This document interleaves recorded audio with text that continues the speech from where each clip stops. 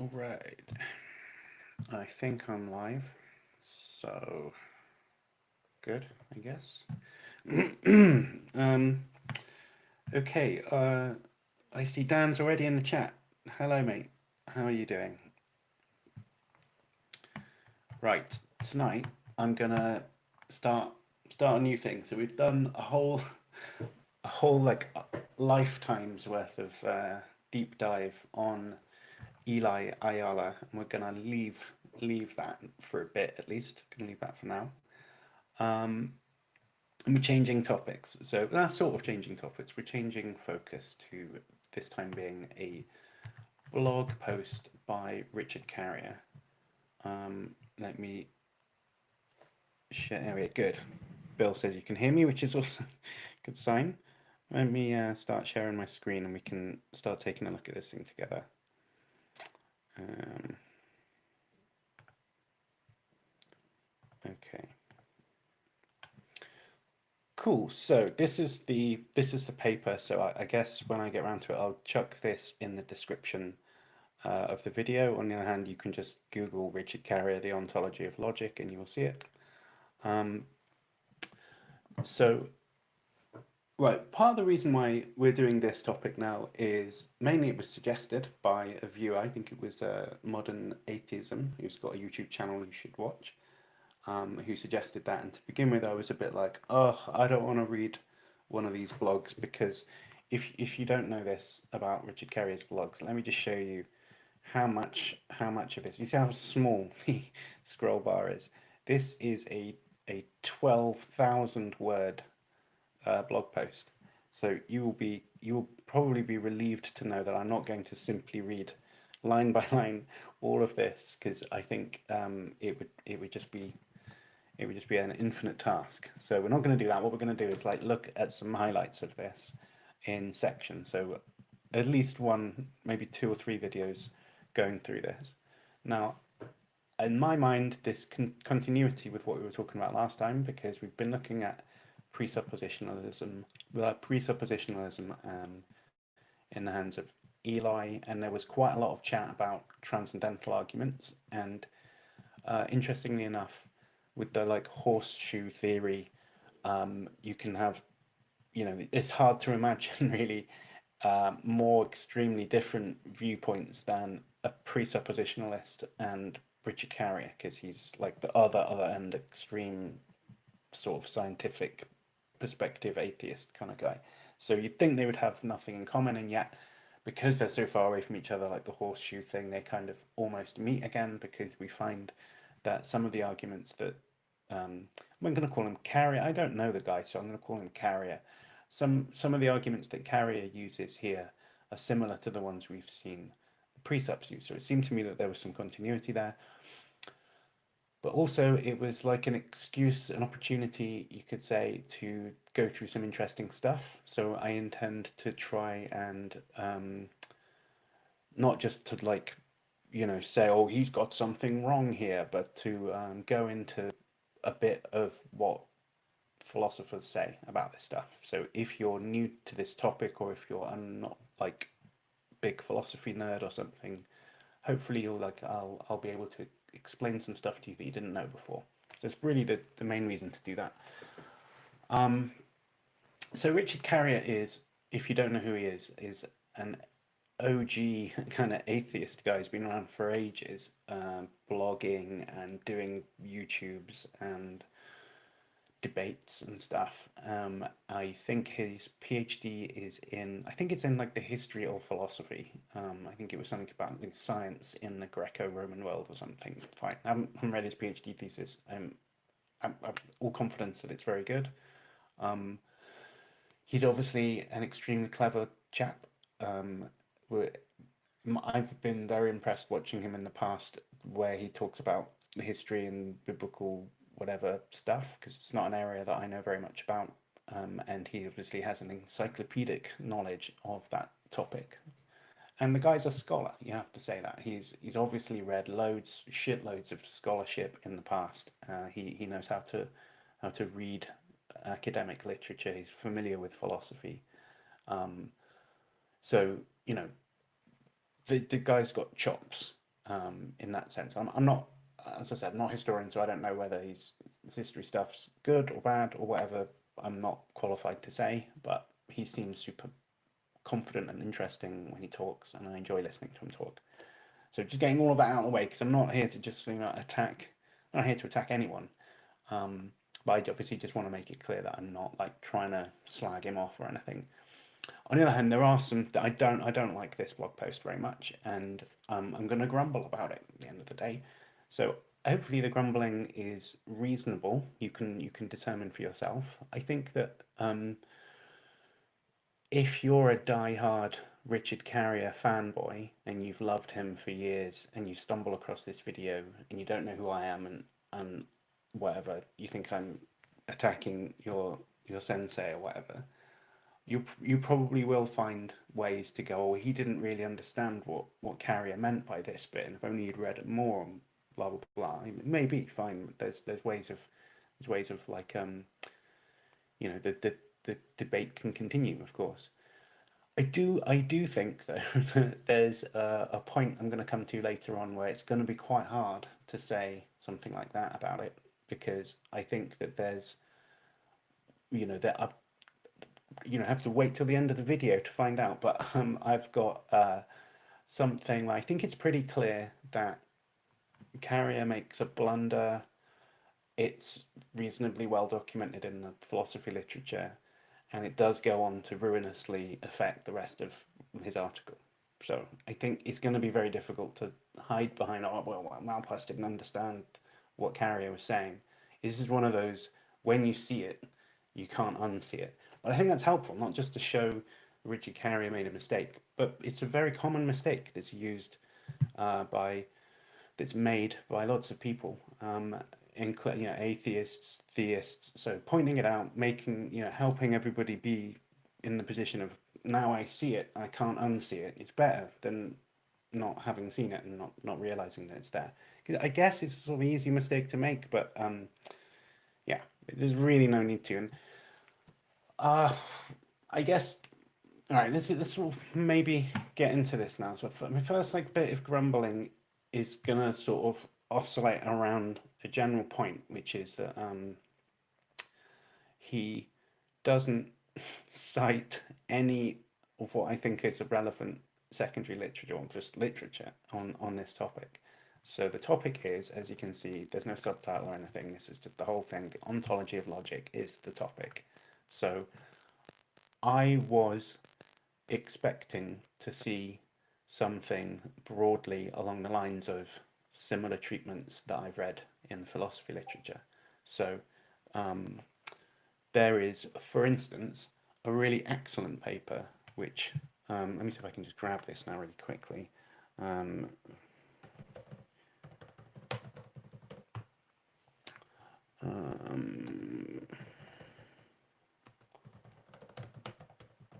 I don't know if I'm going to find this really quickly, but there is a paper by Penelope Maddy, who is a wonderful philosopher and philosophical logician, I guess.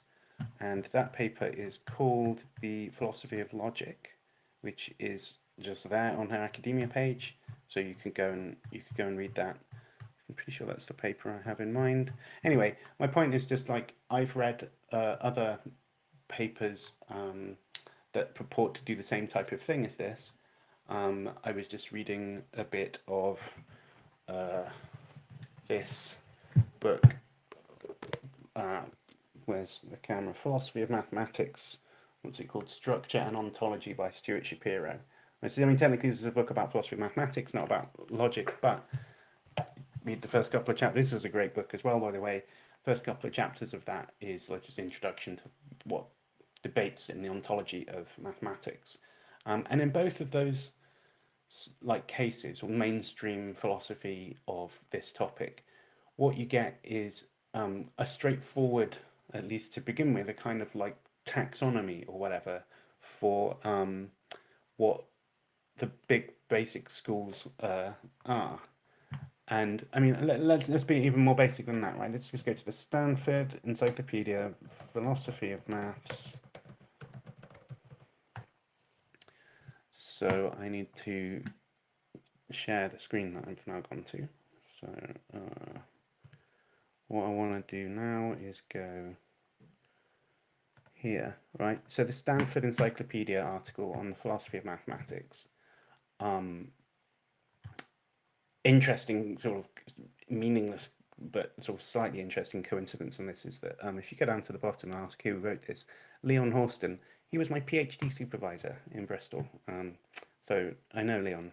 Uh, anyway, so this article, if you noticed, if you all you have to do is just look really at just the headers, right? Philosophy of mathematics is kind of introduction, and then straight away into the four schools. We've got logicism, intuitionism, formalism, and Leon's added predicativism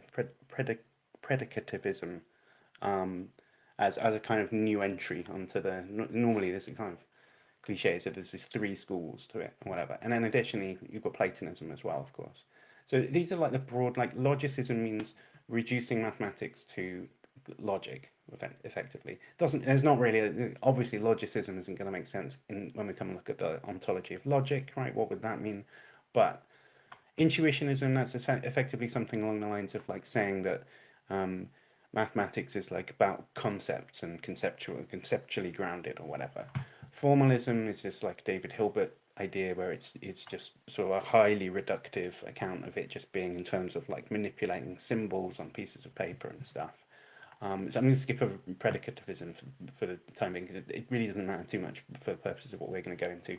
And then Platonism is your kind of just standard realist position where it's taking, we'll talk a lot more about that as we go on, but Platonism is a kind of realist position there. So we want to see something along these lines, right? You're going to say something like, look, what's the ontology of logic? What does it mean? What is logic? That's the question in the ontology of logic. What is going on with logic? What is it? And the broadest brush idea is that you're going to have to say something like um, it the things the key things that seem like they're being referred to in logic talk are real or not real, right? And if they're real, what does that mean? What is it that they stand for, right? So it's going to be a bit like in metaethics. You've got your standard distinctions when you say someone says something is good, right?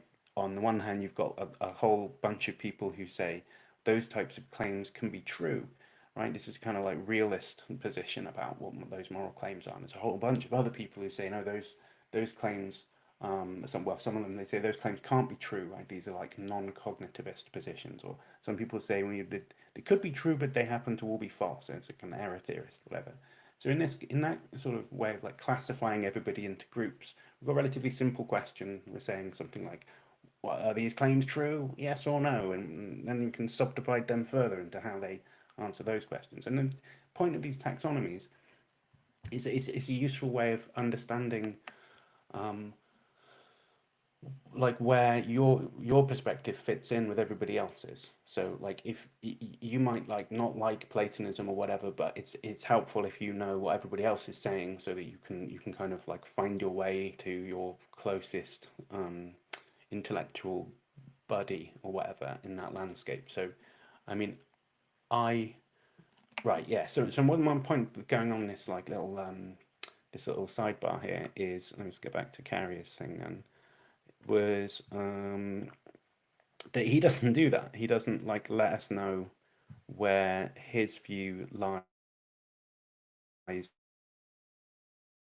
in relation to the rest of the literature. So we don't get anything like the first paragraph or two in here being traditionally there's these like four schools of interpreting what mathematics is or what logic is, and here's you blah blah blah. This is what he thinks. This is what they think. Blah blah. Now here's what I think. It's like a modified blah blah blah view. Like it would be nice. And my first grumble, I suppose, is that like why aren't you doing that? Like, you're a philosopher, you've got a PhD, at least in the history of philosophy, you write about this stuff. You could definitely read this literature if you wanted to. There's nothing stopping you getting Shapiro's introduction or anything else like that, reading Maddie's paper, reading the Stanford article.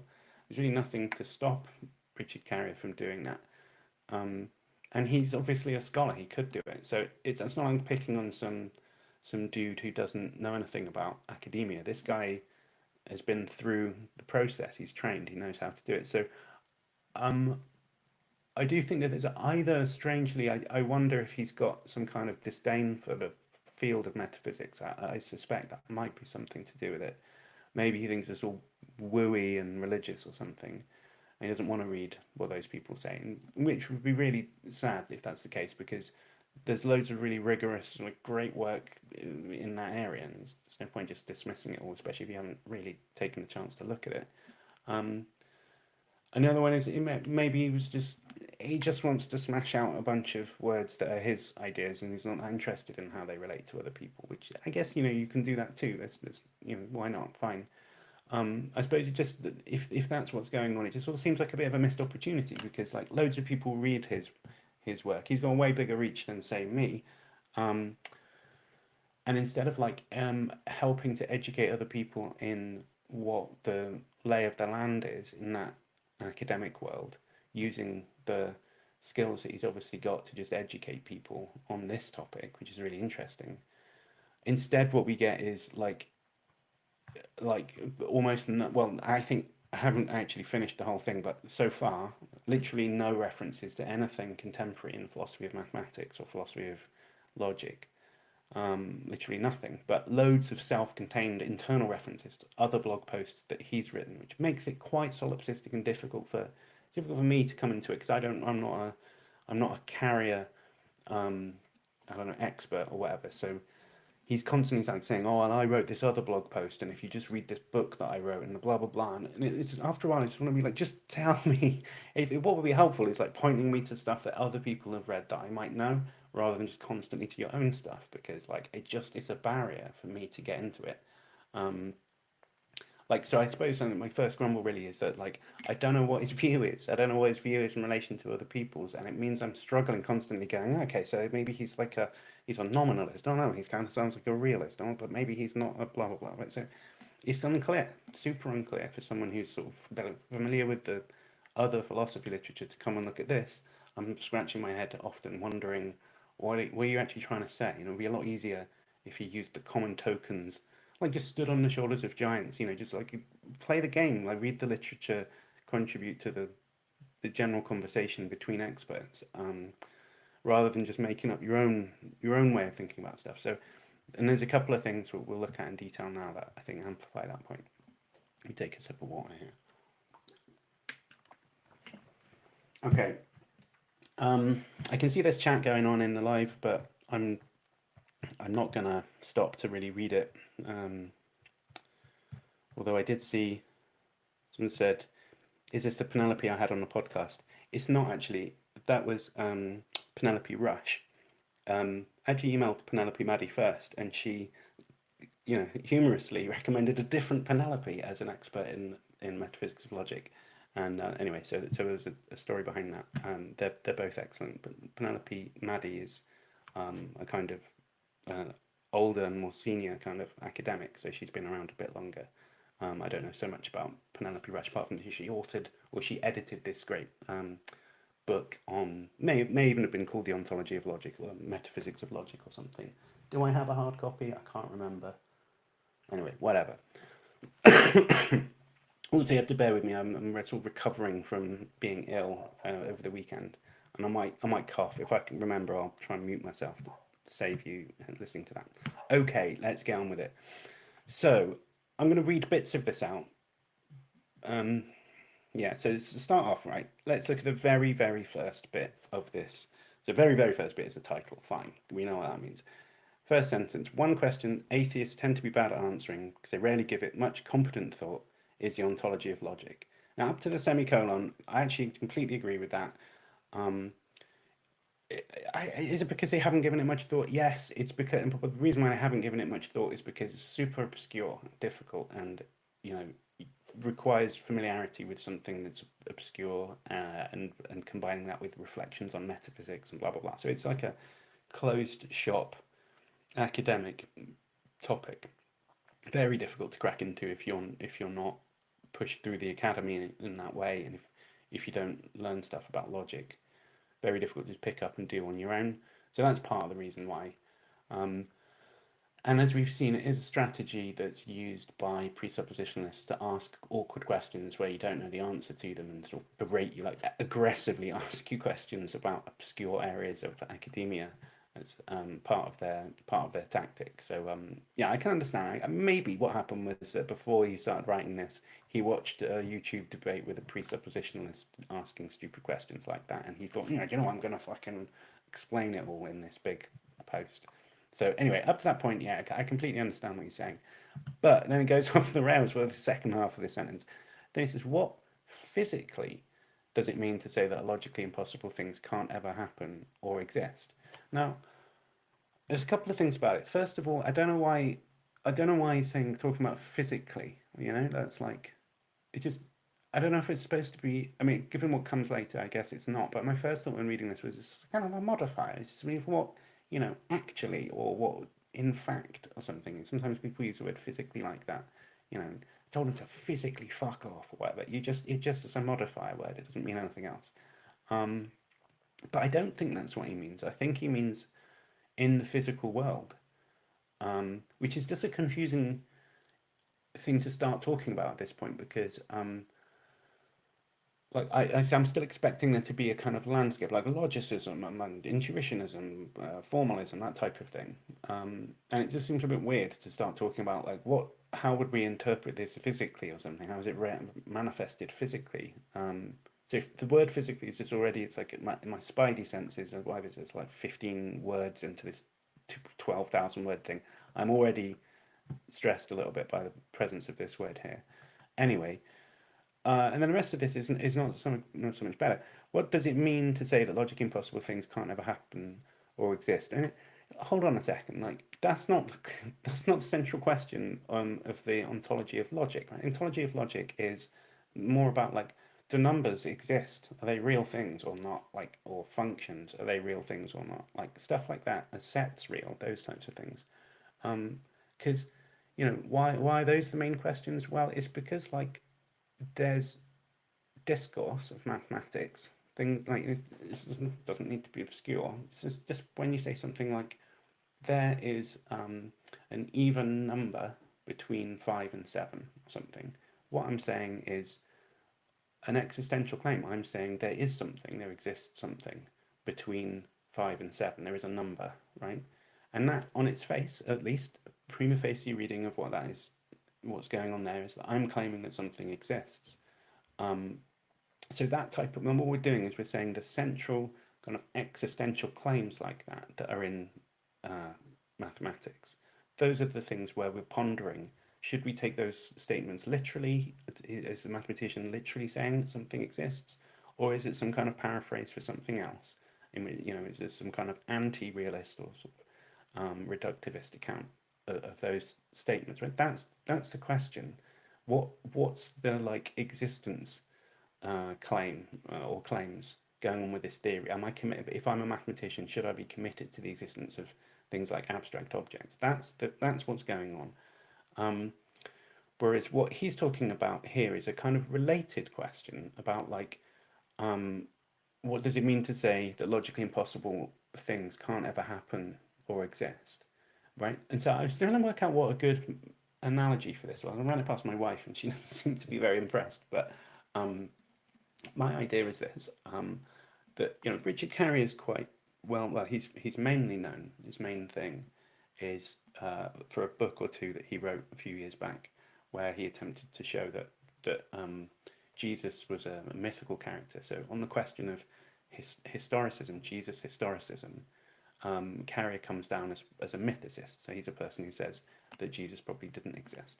And what's interesting about that, for purposes of constructing an analogy here, is that he's taking a stand on what we might talk about as the ontology of Jesus, and the question of what sort of being Jesus has. And he's like an anti-realist about that. He decidedly takes the mythicist position. So I think one way to explain why this or beginning second half of this sentence is already confusing to me is, and here's my analogy. Hopefully this is helpful and not just too much of a rabbit hole. But my thought was something like, look, imagine I was to write a blog post about the historicity of Jesus. And I started off by saying, and I call it the historicity of Jesus. And I come down here and say something like, one question atheists tend to be bad at answering because they rarely give it much competent thought is whether Jesus really existed. And then I say, what does it mean to say? And instead of saying something directly relevant to that question, I said, what does it mean to say that the martyrs all died because they refused to recant their belief in Jesus or something like that? Now that question's related to whether or not Jesus existed. And some people think that that is kind of evidence that Jesus must have really existed because nobody would die for a lie or whatever. Fine, it's in the same ballpark, and some people will say it depends on the blah blah blah whatever. It's related in a tight way. It's just that it's not the same question. And if you're introducing the question of whether Jesus existed for the first time in the first couple of sentences of your paper about that, it would be really weird if instead of just saying the main thing that's at issue here is whether Jesus existed, and instead said something like this is about whether Jesus existed, i.e., whether the martyrs died because they refused to recant their belief in Jesus, right? That's just like not the same thing. It's a different thing. So there's just basically my point is that there's a mismatch between what the title is and what he's talking about as being the question he takes to be the relevant question to go with that title, and that they don't go with each other. So maybe it's a mistitle. It's not actually about the ontology. It's not really about the ontology of logic. It's just about like other questions to do with logic and ontology, and it's not trying to give a sort of comprehensive picture like that. It's just I think he is. So I think this is a feature of the fact that he's not engaging with the literature, that he's slightly misfired and not hit the target of like what the actual question is that's going on here. So I think he would benefit from engaging more with what other people have written on this. And I'm like, why is that bad? It's bad because if you've read this for the first time and you're a Richard Carrier fan, you've never studied philosophy or anything, and you read this but internalize it and come to sort of understand Richard Carrier's view very well, and then you crack an actual academic book about philosophy of maths, or indeed read the Stanford article or something, you're going to find it hard to understand what those philosophers are talking about because it's going to be different to what Richard Carrier was talking about. And it's just like, why make it more difficult for the person who's trying to find out about what philosophy says about whatever? Why not make it easier? Why is he like refusing to engage in it anyway? So let's keep going. A couple more bits of this first section, right? What physically does it mean, blah, blah, blah? Or as a theist might pose the question, if physicalism is true, and you can see this is the first hyperlink to his own stuff. I think, where does this go? Oh, do I want to click on this? Yes, right. It's just another paper, another blog post by him. And I presume, I mean, I don't know why neo-Aristotelian naturalism is probably true. You guess what? This is like a fuck ton of words as well. So I'm not gonna go through all of this stuff. I assume in that he's trying to defend the view that physicalism is true. I don't know. So now he's saying, oh, as a theist might pose the question, if physicalism is true and only physical things exist, blah blah blah, and how is it that anything obeys the laws of logic? Those aren't supposedly laws of physics, right? And in any event, laws of physics are contingent. They could have been different. What keeps the laws of logic from having been different?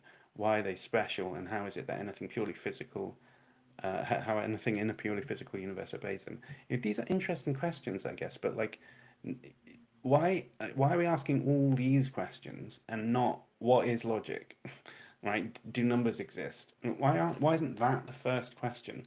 I feel like it's just like it's all these other questions, these interesting things, but no, we just start at the beginning instead of starting with why are the laws of logic special? I mean, that surely should come later if we're going to even think about that question at all. Yeah, and you might think that what this sort of thing. Why does anything obey the laws of logic, right? How come that, right? But I think presumably, and maybe this isn't true, but like the thought would be at least let's think about the earlier question, like what is it? What do we mean by logic? What are the kind of existential commitments that we're going to commit to when it comes to logic? Because answering that question might help us to answer these other questions, like how is it that anything obeys the laws of logic? Right? If we haven't answered the first question, part of the reason it's difficult to answer the second one is we're not even sure what's at stake, right? Don't note that these laws of logic popped up out of nowhere because it might be a preparatory question to think, is it the best way to think about logic to think that it's a set of laws like that? It's a question that he doesn't directly ask. He does claim that the law's way of looking at it is the right way of looking at it, but we'll come to that in a minute. His reasons for that are not good, but anyway. So I'm grumbling because it just feels like a coherent, a chaotic introduction. Really, it's not on the central topic, and it's all about these other things, and it's really annoying because I think if you're not a philosophy geek, you're not going to know. You're not going to pick this up. Um, all right, a little bit more because we're still in just the introduction. So, of course, a lot of silly apologetics then spins off the typical "you can't answer that God of the gaps" approach here. We need God, you see, to make sure things obey logic, or for logic to even exist as a compelling force over reality, because logic is mental or something. Blah blah blah. So he's sort of paraphrasing or parodying presuppositional kind of account here, I guess. Um, There are, I mean, the idea that that logic is related to God's mind isn't um, just a lot of silly apologetics, right? There's, Plantinga took the view that basically ontological status of logic is like part of the divine mind. He's a divine conceptualist. And you can say what you like about Plantinga if you don't agree with uh, his whatever positions that he takes on stuff. Dude's clearly intelligent. He's clearly like a serious philosopher. I don't think anybody can. It's insane if you think that if he doesn't count, then I think you just misunderstood what it means to be good at philosophy. Obviously, Plantinga should be taken seriously, even if you disagree with everything he said. You've got to give him kudos that it's serious. So it's not just a lot of silly apologetics there, and there's also a whole the intuitionist school. I actually don't know. Maybe there is some kind of theological underpinning to that. I think it goes back to Kant. So maybe there's some kind of theological stuff going on, but there's no real reason why it needs to be a theological doctrine there. So the idea that logic could be mental has pedigree. It's got history. It goes back. It's one of the main positions. So I understand that he's interested in the philosophy of religion stuff, but it sounds like an online way to put it, that it has to be, you know, some douchebag pushing a God of the gaps kind of whatever argument. It doesn't have to be like that. There are other ways you can look at it. Um, yeah, okay, whatever. So just to sum up then, I think. Oh yeah, so as usual, the approach is bogus. That's the theists, because it simply isn't true that you can't answer that. One actually can show why logic will be an inalienable governing property of anything that could ever exist, no gods or minds needed. So I guess this is what he's wanting to do, is like maybe he should have just called this article something like "My version of how to uh, answer the presuppositionalist on logic" or something, rather than saying that it's about the ontology of logic, because that might be a bit clearer. It's just like directed into a dialectic. It's not an overview, an introduction to this topic. It's very much um, he's a guy taking a specific position against certain people that he thinks take other positions, and he wants to argue a very nuanced point. So it's a hard way to get introduced to this for sure. Anyway, before we get to the logic bit, he wants to talk first about the mathematical version, which kind of makes sense. Give me a second. And I think that's actually not a bad idea, because I think that, as I said before, many ways the questions that come up in the ontology of mathematics are very similar to those that come up in the ontology of logic. At least the positions that you could think about people taking seem to mirror each other, like cousins of each other or whatever.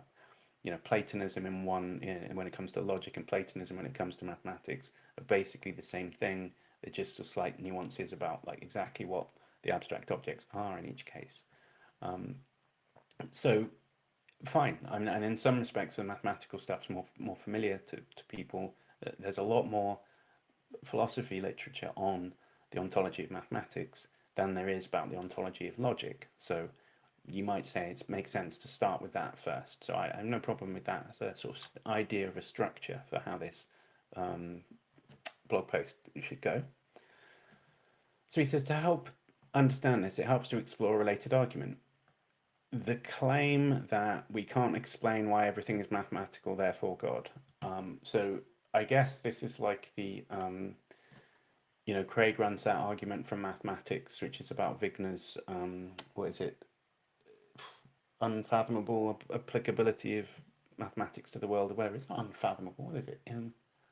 Someone in the chat can tell me I've got the title of that Wigner paper wrong. But yeah, anyway, the idea is supposed to be that it's impossible to explain why mathematics applies to the world, and therefore it's a miracle that we neither deserve nor asked for or something. And that's how Wigner ends the paper, and Craig thinks that actually just is an argument for God, right? The best explanation for why mathematics applies to the universe, he says, is God, and the atheist just has like a rubbish time trying to explain it or something. Now, that's not the same question as the ontology of mathematics, right? Why does mathematics apply to the universe is a different question to what are numbers, right? It might be that, like this is going back to it before, like if the main topic of discussion is a historicity of Jesus, sure, whether the martyrs died believing that Jesus was real is kind of in some sense a nearby area, sort of related, but it's not the question, and it doesn't come before the question. If anything, it comes after the question. It makes sense, if we settle what we think of the ontological question, the core claim, does this thing exist or not? That then helps us understand what's going on with these subsequent questions, like did the martyrs die for a lie or whatever? And um, what I want to see is what does he think numbers are, and then after that, it might mean that helps shed light on whether or not, you know, like how come mathematics applies to the universe then or something. But so it's confusing to just like not have the ontological question first and have this like applicability question first, and we haven't settled what logic is yet or what mathematics is yet. Um, so anyway, he says he summarized it well enough. In all godless universes are mathematical.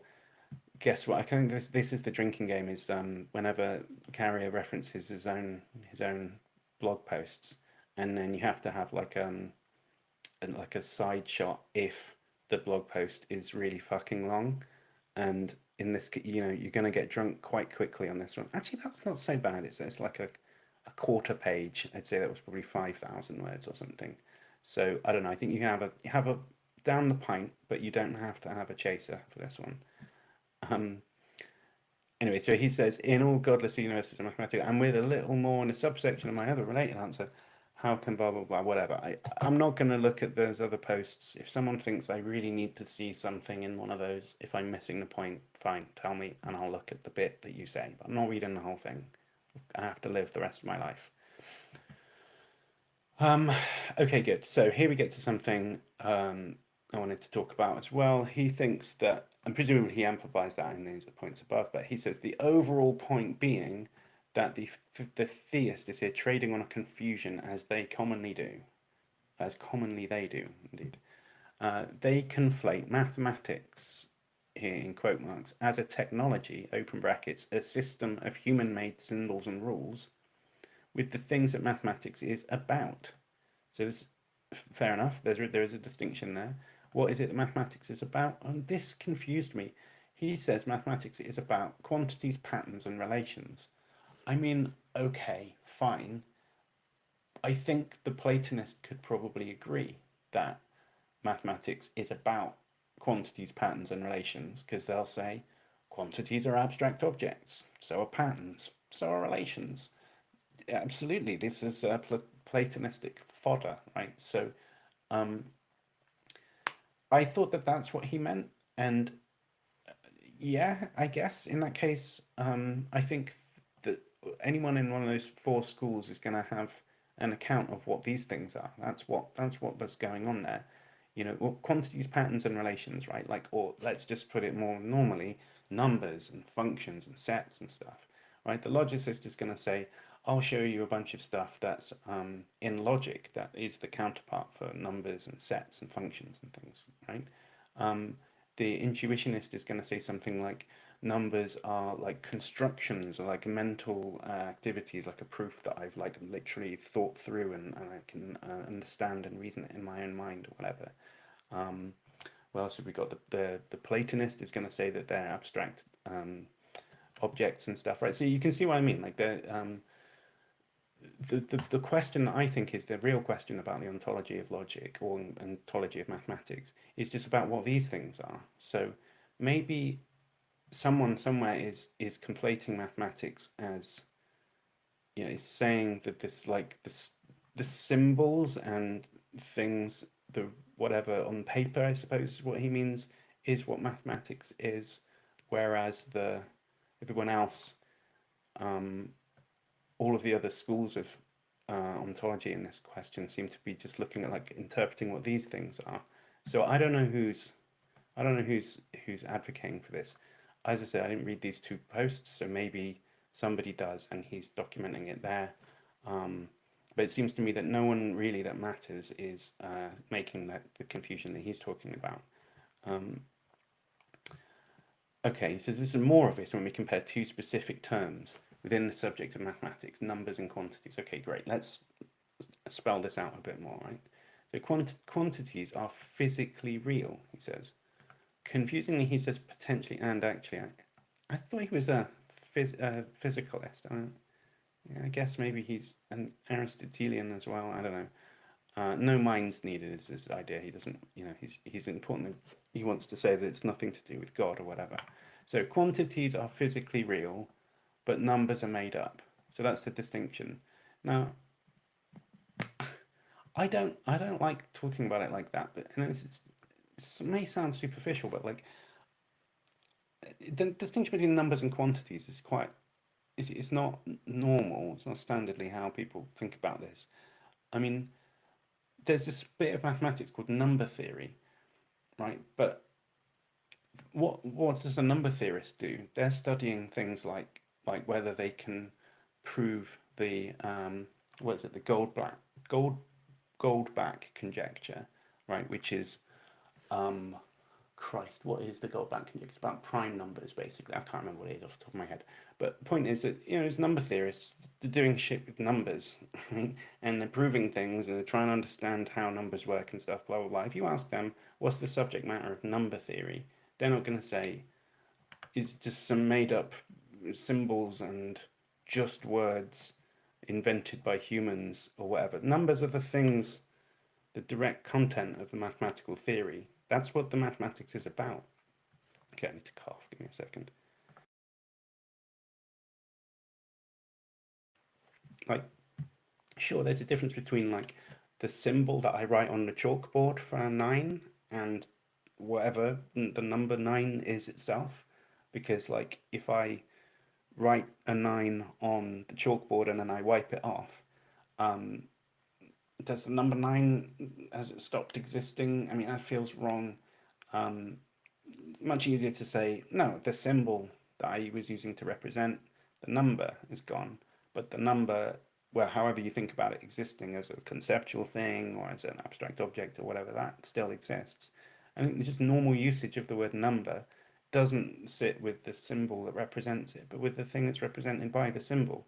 So it's just like a weird way of saying he wants to say numbers are made up in the sense um, that like words are arbitrary and I could use the word hamburger to mean cheeseburger or something and like that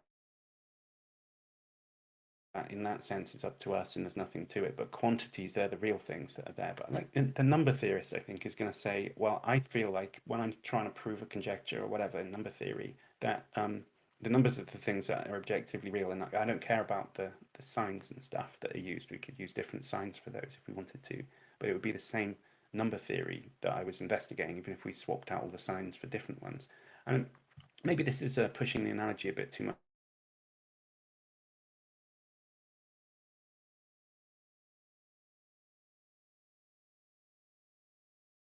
but like it's not history. You know what? I want to make a distinction before we get going on this question of what, historicity of Jesus, and that's just to say that like, the word Jesus is arbitrary. I need to distinguish, on the one hand, Jesus the word and Jesus the person, just so that I can say the word Jesus is, is just a word, and it's invented by people to represent people, right? The name is arbitrary. Could have called Jesus like Steve instead, and then everything else would have been the same. The fact that he had one name rather than another is beside the point. So we want to distinguish the arbitrariness of the name Jesus with the more settled question of like, does that name refer to a person or not? Right? It would be a weird way of opening up the book or the blog post, because like, who the fuck thinks the name Jesus was not arbitrary? I mean, like, of course, everyone's name, all names for anything, are arbitrary in that sense. Who cares, right? That's not what one of the positions is. There's not some guy out there who's like, well, the the question of whether Jesus existed or not is settled by the simple fact that his name means Jesus. What that so it's like trying to clear ground where it doesn't matter. I don't know why anyone. I just, like I said, I haven't read those massive blog posts above, but like I just don't think. I think he's just comparing, like, because he's not engaging with what anyone actually says. He's just distinguishing away a bunch of stuff that doesn't matter, like as if there was people out there who didn't realize that the actual signs in mathematics could be different or something. Like no one's thinking that. So maybe someone is trading on that confusion, as he's saying, but like I don't think anyone in philosophy of maths is doing that. Or really anyone. I don't think anyone's doing that. Maybe they are, but I don't know. So quantities are physically real, he says, but numbers are made up. Okay. But all right, so I think this might be time to start looking at this in a bit more detail. Yeah. Okay, so I'm gonna make a point here, which is that I think what he's trying to say is he's trying to be a nominalist about mathematics, which is to say something like, instead of thinking that there are like abstract objects out there, what he wants to do is say you can sort of get bits of the more mundane world to play the role that numbers would do, that abstract objects would do. So I can like continue the practice of mathematics, but without the ontological commitment. So like when we read a statement like there exists a number between 5 and 7 or something, that we can interpret that existential claim somehow as relating to the world, the actual world, the physical world, or something. And there's precedent for that, right? That's a project that's been sort of quite well known philosopher, Hartree Field, who is famous for being a nominalist. He has a book that's called something like I don't know, Newtonian physics without the numbers or something. And his whole idea was like finding a way of getting the same sort of physical theory, but without having to refer to numbers. He's basically pushing back against that indispensability argument that I was bringing up in the last episode, which was this Quine argument that like the best physical theories seem to have these references to numbers in them, and it's really hard to do the maths if you don't have those numbers in there, and that gives you reason for thinking that those numbers are real, gives you some justification for kind of committing to them in your ontology. And Hartree Field like doesn't like that and wants to show that you can do physics without those numbers, and thereby avoid the ontological commitment. So he's got this big project because it's life's work, really. I think that's the spiritual bedfellow of what Carrier wants to argue for. And I just wish he would actually crack a book open like he has done on all these other research projects that he's done. And just go and read a bit of Hartree Field would be my suggestion if he was in here. Like, you seem like you want to argue in that direction, and there's a guy who's spent his whole life doing it. He's one of the most famous people in this area, so you should really definitely read that. But then I think that part of the like for Field, one of the kind of commitments that he has to make in order to get the project to look like it's going to work is that he explicitly has to posit that space and time are infinite. and that's because of this issue. It's like a kind of resourcing issue. Because if you try and say, I've got this theory that's doing some work over here, um, and I'm going to try and get away without paying the ontological cost for it. I'm going to like have a substitute ontology that's much leaner. Then the challenge for those types of projects, because it looks good, if I can get all the theoretical work done without paying such an ontological cost, that's great. Now, if I can get away with that, that's good. But the kind of general worry in those types of projects is, does this reduced ontology actually do all the work that you need it to do, or is there some kind of resourcing problem where it can't actually do all the things that it needs? In which case, it's not simply all the work with less cost. It's just less cost and a shittier piece of theoretical work that's going on as well, right? So, um, one of the ways it comes up in Field's project is that he has to admit that basically, in order to get the physical counterpart stuff to do all the work of the mathematics, it has to be that it can't just be like finite resources. There has to be infinite stuff there, like in dense space-time structure and stuff like this. Um, like there's way better people of explaining that than me. This is like the most basic thumbnail picture of it, but still, the point is just that his way of putting the point really straightforwardly. Like, imagine there's only finitely many things, physical things, right? There could be a fucking huge amount of them, but if there's only finitely many, then it seems like there's not enough of them to play the role of numbers, because there's arbitrarily many numbers. So there's more numbers than there are things if there's only finitely many things. Um, and that's going to be a problem. Like, can you do all the mathematics you need to if you're only allowed to talk about physically real things? And the answer seems to be, at least from Field's point of view, yes, but only if there's infinitely many physical things. But Carrie's not aware of that, it seems, and I think I can bring out why, how that works in the form of a little argument.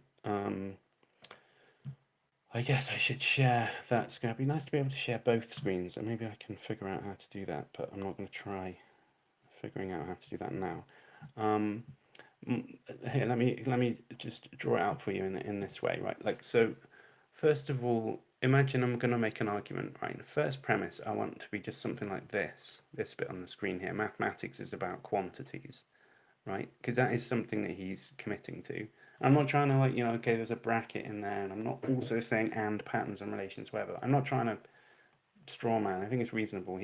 Among other things, mathematics is about quantities. That's clearly what Carrier is saying. It's one of the things he's saying. I call that premise one.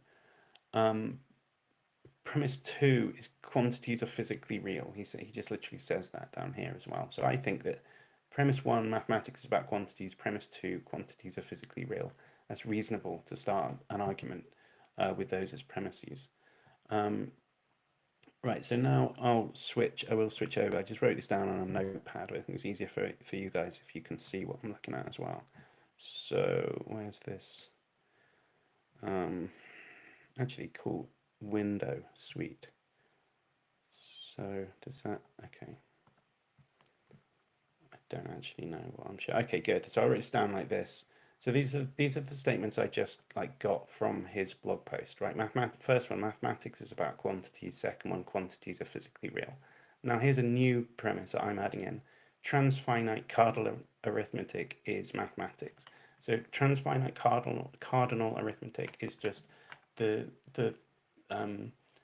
type of mathematics that you use in Hilbert's Hotel, right? It's when you're talking about, well, there's infinitely many guests, that's a cardinality, and then three of them move set of the cardinality three is taken out of that, and then there's still the same cardinality left, right? That's the transfinite cardinal arithmetic, is that type of mathematics. Now clearly it's mathematics. I mean, it's a definitive piece of mathematics by Kant or whatever. It's definitely it's mathematics. Um, and so this seems to me premise three is obviously true. Premise four is also obviously true.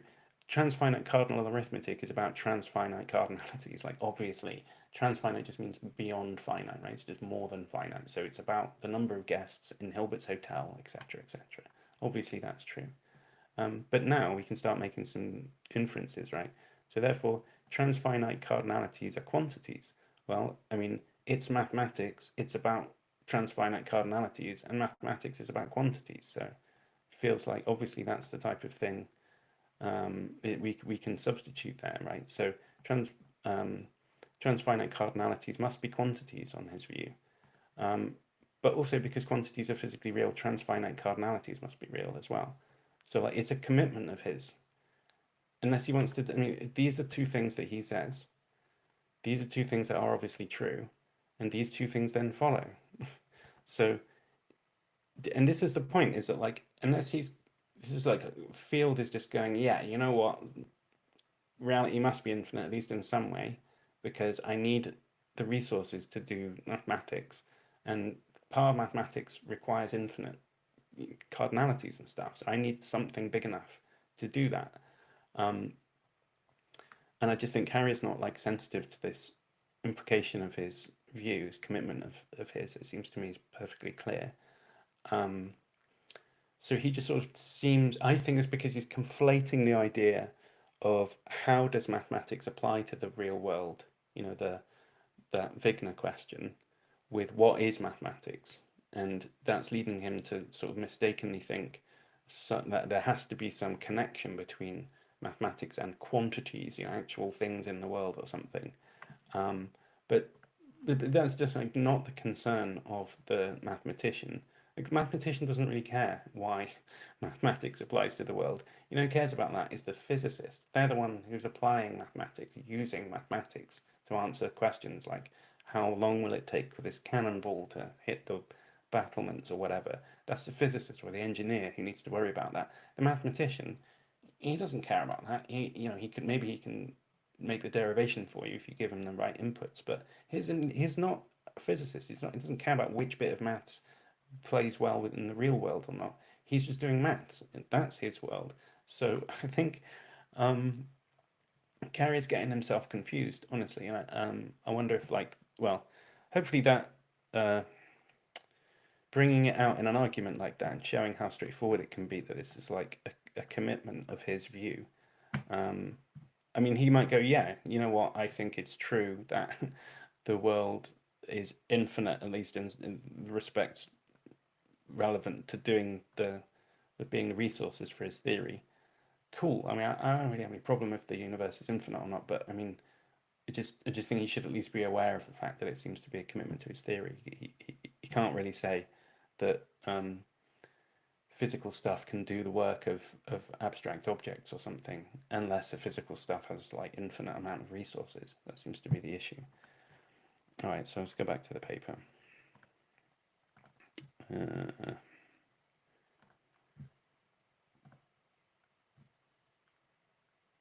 Am I? No? Okay, cool. So he says quantities are physically real, but numbers are made up. And again, I don't know. I don't like the idea of saying numbers are made up, quantities are real. I mean, well, saying that quantities are physically real. That, as I said, it seems to me that that just leads you down this sort of classic worry from the nominalist. Anyway, there's a bunch of guff here I can't bother to go through in particular. These are just words humans invented to represent quantities in bypass communications and blah, blah, blah, blah, blah, whatever. I don't even disagree with some of this. I think that he's trying to say that there's like an evolutionary story you can tell about how people come to like have the level of mathematical sophistication that they do now.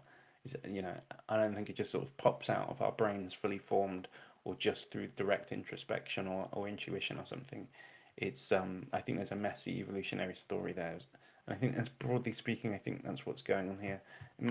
It's just that, you know, that's the epistemological question is a side issue for this question about what the ontology of logic is. It doesn't matter how we come to know it.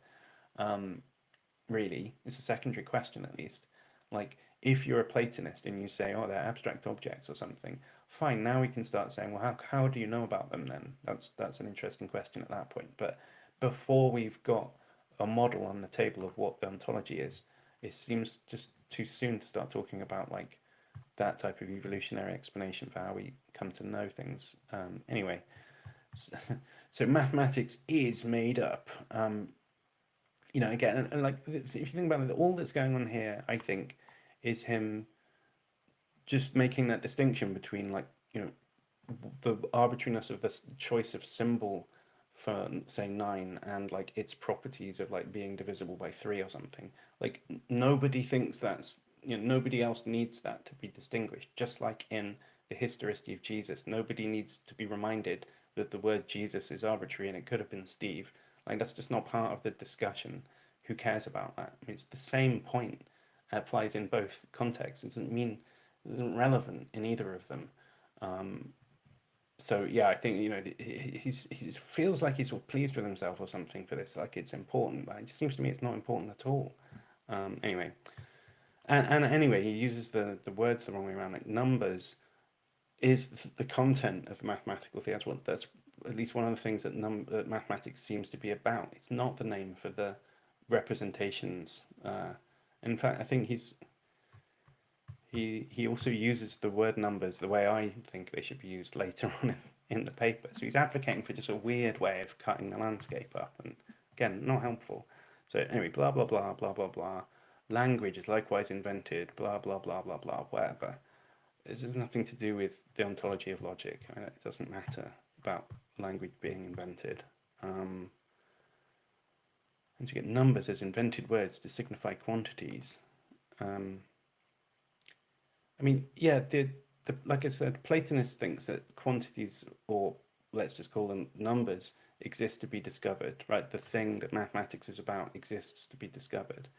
Um, so it's like it's just a sort of claim, and then the real action is how to interpret that claim. Um, and the different schools give different answers to it, but he's, you know, he's not going into any of that stuff. And again, numbers are invented to talk about them, blah blah blah, whatever, whatever. I just think this is all unhelpful. Actually, like, I think if you were just coming to this and you were confused by it, I think all this stuff would just, it's just pushing you in the wrong direction. You'd be more confused at the end of it. And again, still, hence, numbers are always made up, but the quantities they signify are not. Whatever, blah blah blah blah blah. And now look, the number 9, for example, can be represented by infinitely many symbols and syllables. What do you mean the number 9? Didn't you just say that numbers are symbols that are arbitrary, like the distinction between the man and the word Jesus? Right? The number 9 is in the arbitrary word side of that. But now it's a thing that can be represented by other things. Well, what are you talking about? The symbol 9 can be represented by infinitely many symbols. No, you're using the word number just like everybody else does now, not like you introduced it in the distinction a minute ago. You've now used the word number differently to how you just said that you wanted to distinguish it from quantity. He means the quantity 9, right? It's just shows you that, like, the number quantity distinction is unhelpful. Even he can't stick to it. It's not natural to talk like that. It's not how mathematicians talk about it. Um, you know, it's not quantity theory. It's number theory. Anyway, the fact that the corresponding quantity can be divided into 3 sets of 3 is a physical, discoverable fact about that quantity. Is it? Okay, so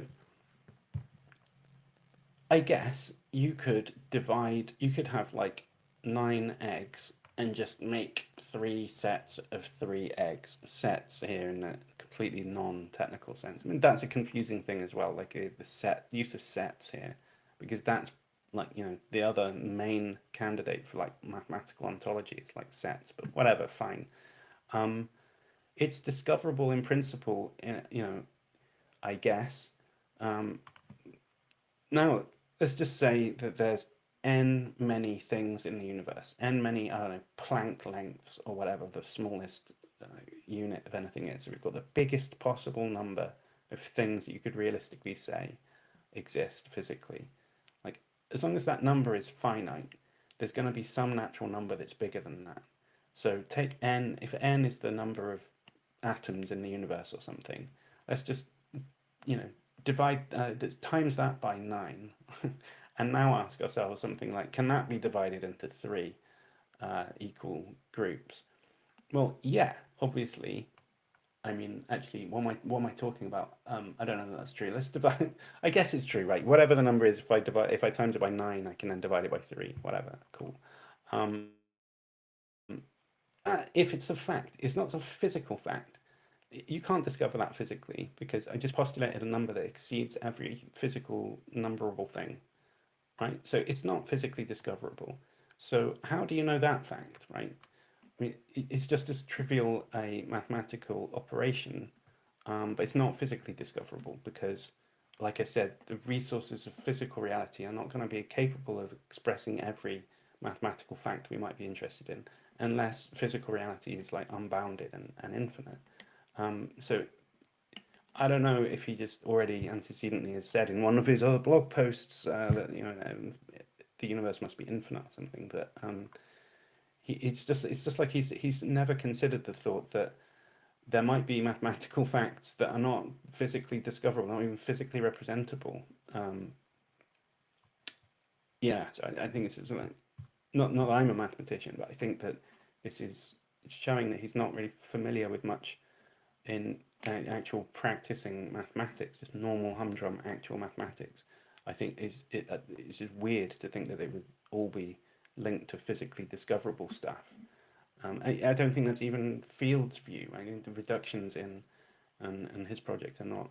I don't know. Maybe they are, but I don't think they're empirically verifiable or physical or anything in that sense. Anyway, so I think all of this stuff is very confusing. Things to say that there are 9 eggs in a basket is literally to say that there are 3 sets of 3 eggs in a basket.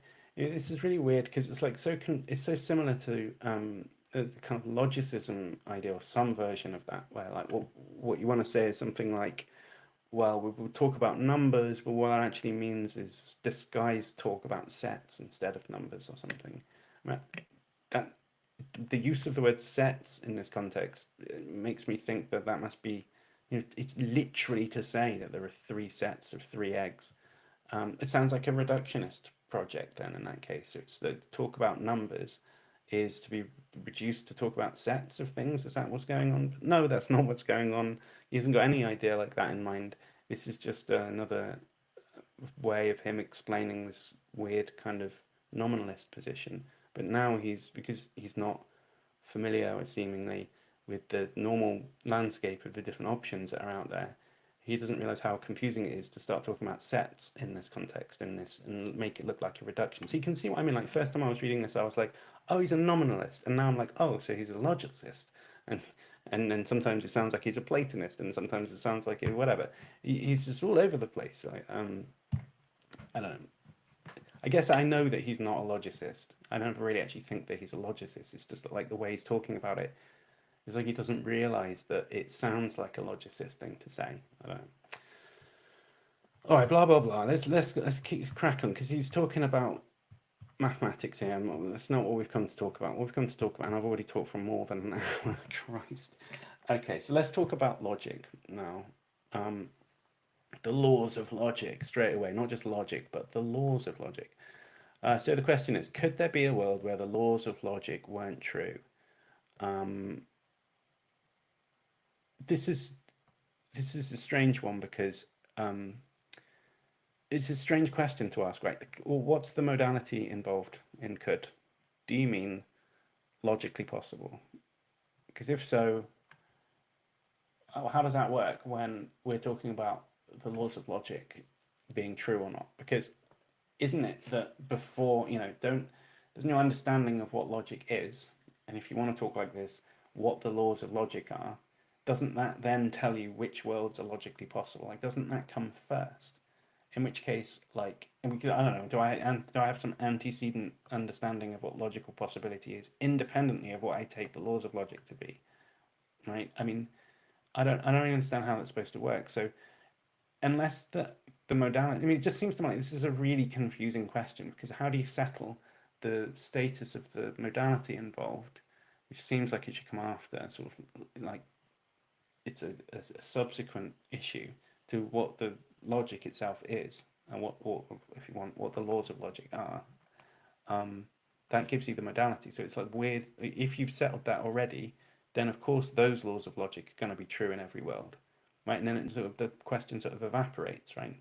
It seems like, I guess my point is that this question sort of boils down to being trivial if you've got an idea of what the laws of logic are, and just completely mysterious if you haven't settled this ontological question first and start wondering about this beforehand. So again, not a helpful way of setting this up, but actually kind of a confusing one. Um, so he's wondering these things like, what would that mean that these laws would not describe the fundamental structure or behavior of that, blah, blah, blah, whatever. So he's, it can be confusing, I think, if you don't have, if you haven't sorted out, what you mean, if you haven't got your own theory settled, and you start asking these weird questions and not know how to begin to answer them. And yeah, you do it in order then. Start at the beginning. What do you mean by logic? What are the options? What sounds right for you? Okay, and then let's go from there and see what the consequences are for these sorts of questions. Um, right, like saying, am I going to make up my mind about whether the martyrs, died because of their beliefs or whatever, blah, blah, blah, before I decide whether or not I think Jesus even existed at all? I mean, that would be weird, right? If he didn't exist at all, it seems like that maybe influences the thought about like what are they actually doing then. It's much more likely that they're not dying for their genuine beliefs or something. It just feels like the first question is antecedent to the second one. Anyway, blah blah blah blah blah. Right, let's get to the good stuff. So, what are the laws of logic? And not are there laws of logic? Is that the right way to view things? What are the laws of logic? There are many axiomatic and mathematical and logical systems which can be described by. Where does this go? So presumably this isn't another blog post. Let's look at this. It goes to weird, not even a Wikipedia article.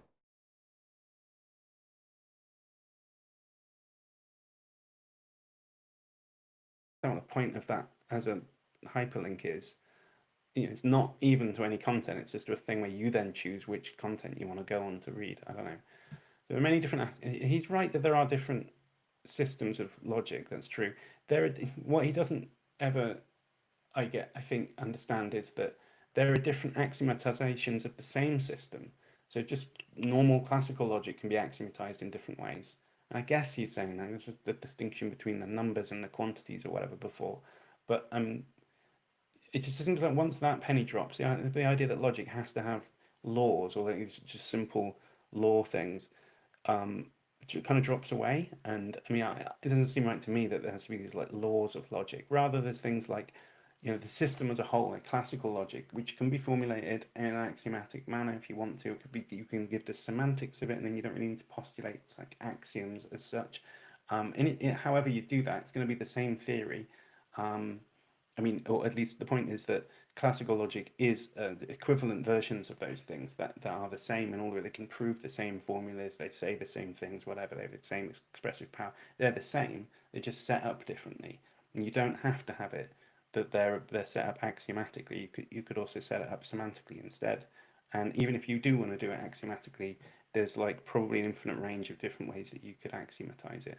And that, I think, once that just sort of undermines the idea that it's in my head anyway, that there has to be these like fixed laws and it has to be these laws and nothing else or whatever. So anyway, he's very much a laws of logic kind of guy and doesn't question that. He just wants to know what they are and whether they're true or something. But anyway, um, again, I mean, he also, he says it's like a game. We invent it and see what happens. Up to us what the laws are, but it's all but that's always an arbitrary invention. Those rules are set by fears. I mean, I guess that's like what I was just saying. Then there's different ways of axiomatizing it, or indeed just setting it up without an axiomatic approach, and that is up to us. You can do that if you like, and you don't have to do it. You do you. Um, what we want to know is what laws undergird all logics, such that no logic would successfully compute anything unless it conformed to and hence follows those specific core rules. I mean, and so now we're taking a view on another question is that like there has to be one logic underlying all of the other logics. So that's just is a view called monism about logic, right? But then you could be a pluralist about logic and just say, no, there's just lots of different mathematical systems or whatever, or logical systems, and there's not one true logic or something. So he's unwittingly, I guess, taking a stand on that. Not are there laws that undergird all logics, but what laws are there that undergird all logics? So he's taken us down. He's just a monist reflexively without thinking about it or reading what other people say about it. Um, and this Aristotle worked this out over 2,000 years ago. And to understand this, and to understand that, see Wikipedia's handy summary on the laws of thought. Uh, so let's just look at this. So this is at least a full article. It's not a signpost to different things. I did have a little look at this, and it's of, as you can imagine, because it's a Wikipedia article, of mixed qualities. Let's say, 'cause it's probably written by different people, and you know, it's how it works. Wikipedia's a bit of a mixed bag, isn't it? So I think there's lots of stuff in here that's quite useful. Um, but you know, you don't need to go there. You could at least go to the Stanford page instead, which had been written by an actual professional philosopher, and it would have been one person writing it, so it would have been coherent, and it, you know, wouldn't been like weird editorial choices and stuff. Like I just Wikipedia is just a okay. I guess you can put that in, fine. Um, but you know, this is triggering in a way because one of the very early things, like when I handed my PhD in, and then I was like waiting for it to be read by the examiners, and in that period I was still like really hyper because I'd been really productive, and I got obsessed with some stuff at Aristotelian syllogistic, um, the theory of the syllogism, categorical syllogism, um, and it made me get interested in the history of logic, and then I I edited a book about history of logic. I guess I've got a copy somewhere here. Um, so it's like an academic book, so it's probably not even remotely affordable. Can you see that? Anyway, whatever. I'm not saying you should go and buy it. I'm not advertising in that sense, but like, uh, the history of logic was a passion of mine for a bit, and there's this kind of misconception that everything that happened in logic was done by Aristotle 2,000 years ago, and there's nothing else that needs to be done. There's this quote, I think it's from Kant, where he's like saying, "Oh, it's amazing how you know Aristotle just made logic completely fully formed, and nothing's happened to it ever since then." And it's crazy, like you know, 1,700 years later, or even more, like 2,000 years later, from his point of view, um, no one's done anything to logic. It was all just what Aristotle worked out. And you know that was because I think at the time when Kant was saying that the achievements of medieval logicians um, was underappreciated. And I think they all thought that was just stuffy semantics that didn't really mean very much. And now there's like much more renewed attention to the medieval logic, um, in particular like modalities and stuff that was starting to be in scope distinctions and things like the medieval guys were doing some cool stuff basically. And then you know, it's basically three golden ages in logic, in my view. There's like the Aristotelian early bit, and you also get some other. Chrysippus was another ancient Greek guy who did loads in logic, and him and Aristotle did a massive amount, right? But then there's a medieval period where there's like rebirth and a load of stuff happens there too. And then there's the modern period, which is like you know the biggest one really, where much more stuff happens.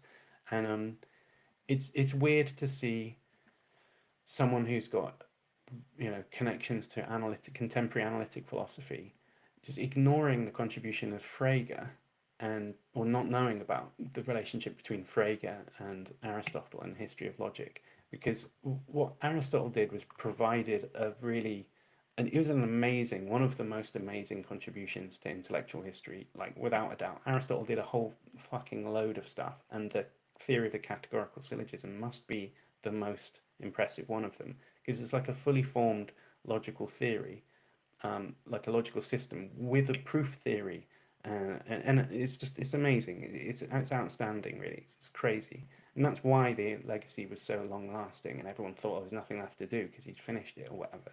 But what happened with people like Boole and then later on with Frege was that they basically realized that what Aristotle had done was only produce a sort of fragment of what the real kind of classical theory would be, So they were able to generalize and show that actually no, some of the stuff he said is like restricts the scope of the theory unnecessarily, and if we make this system, you know, with the true light of mathematical precision, they were able to develop logic further. So right, the categorical syllogism is just a fragment of first order logic now.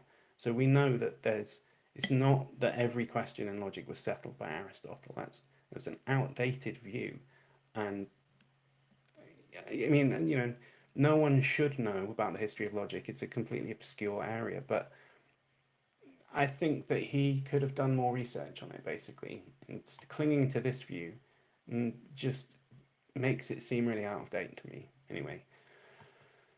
And so, yeah, then to add on after that sort of old-fashioned view on Aristotle, to then tell me to look at Wikipedia about the laws of thought is kind of triggering. But okay, like, it gets worse as well. This is like the bad bit. We'll move on to the sort of more fun stuff in a minute. But there are three rules of computation. You all know where this is going. This isn't the drinking game thing where it says the three laws of logic. You have to have a full pint. There are three laws of computation. I don't know why it's computation and not logic now. That are always true of all functional logic. So functional here presumably just means something like applies to the real world or whatever. Like it's, I guess, because he's going back to Wigner instead of the central ontological questions. He's going on about applicability or something. I guess that's what he means by functional here. And then there's some shade thrown towards paraconsistent logics. Ironically, even paraconsistent logics, which always end up just trying to redefine terms and distinctions in ways still subject to Aristotle's laws. Um, that's just shade, and there's citation needed. There's quite a deep point in the background of like, when someone comes along and says, because there's different types of challenges to classical logic. Suppose you're a classical logic bro, and then someone comes along, they could say, there is one true logic, but it's not classical logic, it's paraconsistent logic, and let me tell you why, right? That's one type of a challenge. Or someone might come along and say, oh, you think there's one type of logic? No, then there's loads, and that would be a pluralist, right? So they have different types of objection, but in each case, you might say, all right, tell me about these alternatives, right? Or what the one true logic really should be. Please let me know about it. And then when the interlocutor starts saying, oh, well, it's like this, and you should think this because of that, blah, blah, blah, you might go, aha, well, you are reasoning in classical logic now. So I think that means I win or something. Right? You can imagine some kind of little interaction like that. Um, and that, weirdly, that there was a period where when paraconsistent and relevance logic was like being developed in, I guess, like the 60s, 70s, 80s as philosophers and logicians talking about that type of thing, and whether or not when they're talking about it, it's like when I'm stating the rules of the logic or the semantics or the inference patterns or whatever of the logic, when I'm defining the logic in the first place, I'm going to be using informal words because I haven't set out what all the like parameters of the logic are yet. So I'm saying stuff about the logic. So it's like meta-logical claims. And when I'm doing that, I might be talking in like natural English, and in that case, I'm not like explicitly using a relevance logic or paraconsistent logic to do that. Um, but does that mean I'm secretly committed to that classical logic, or does it just mean that's an easy way of communicating what relevance logic is to you, a person who doesn't think in relevance logic or whatever? Anyway, so there's like nuanced discussions about that, and I actually might come back to that at some point. Um, but it's just he's like I said, I don't think he's read any of that, and this is just shade throwing. I think that he thinks paraconsistent logic is sort of trivial and has to presuppose Aristotle's laws. I mean, that's definitely what he thinks. Um, and I think that's not true at all. Anyway, so here's what he thinks Aristotle's laws are. Law of identity. Uh, so I'm going to click, yeah, it's Wikipedia, cool. The law of identity, before we get moving to the brackets bit, I don't think the law of identity, well, it doesn't, it can't, I don't think it can feature in in the theory of the categorical syllogism, just because it doesn't have like singular terms. So I don't know. Normally, when the identity symbol in first order logic is, I guess you could have it over an express like a quantified.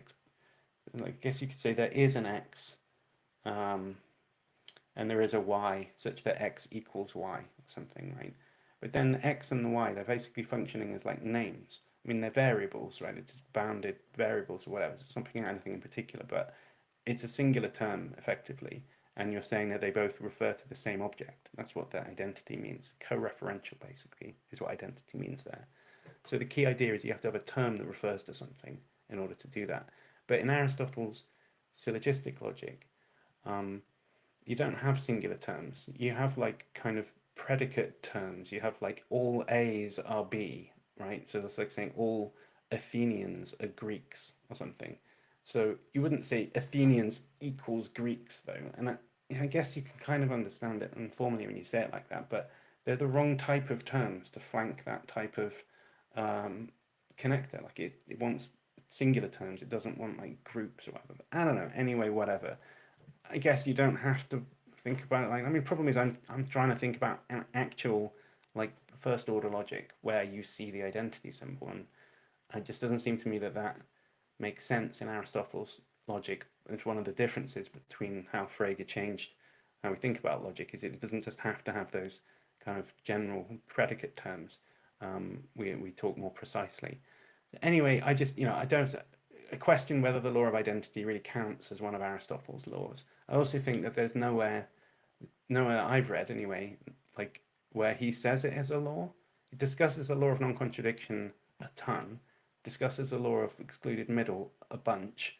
I don't think he ever discusses the law of identity. I mean, maybe he does. If he does, it's obliquely, and he doesn't say it as a law. And I don't think that it's needed to be stated as a law, as like an axiom. I don't think it makes sense to say that it's an axiom of a categorical syllogism. So it's just, I just tried to find out where this identity, where this idea that there's three laws of logic comes from, because I don't think it comes from Aristotle. I think people say it comes from Aristotle, but I actually think it goes back not much further than maybe the 16th century.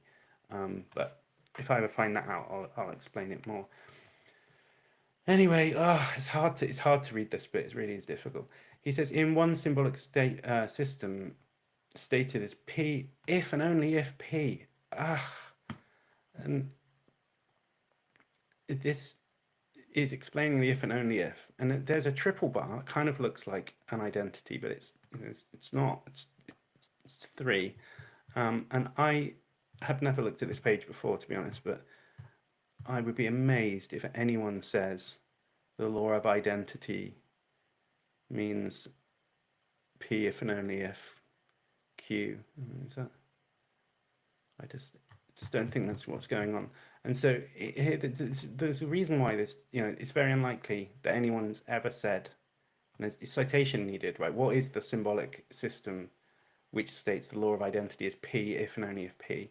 Because what's going on now is that if and only if is a connector that takes propositional values on either side of it, or takes propositions on it as its argument places. It doesn't take referring terms. So this is like more wrong than the last one of saying that the law of identity is part of Aristotle. At least he has terms that kind of look like referring terms. They are referring terms, that just look like singular terms. But here, this is just like straightforwardly wrong. I mean, in this context, P if and only if P, well, all the if and only if just means that the things on either side have equivalent truth values. So whenever the first one's true, the second one's true. And whenever the second one's false, the first one's false, etc. Right? It just means they're equivalent in truth value. But that's not the same as saying, a referring term, like something that's identical to something else, typically is not, I guess, by architecture of the logic, it's not a proposition, right? Like if I say Superman is identical to Clark Kent, right? Superman is not a proposition, right? It's not true or false on its own. A proposition is Superman equals Clark Kent. That whole thing is a proposition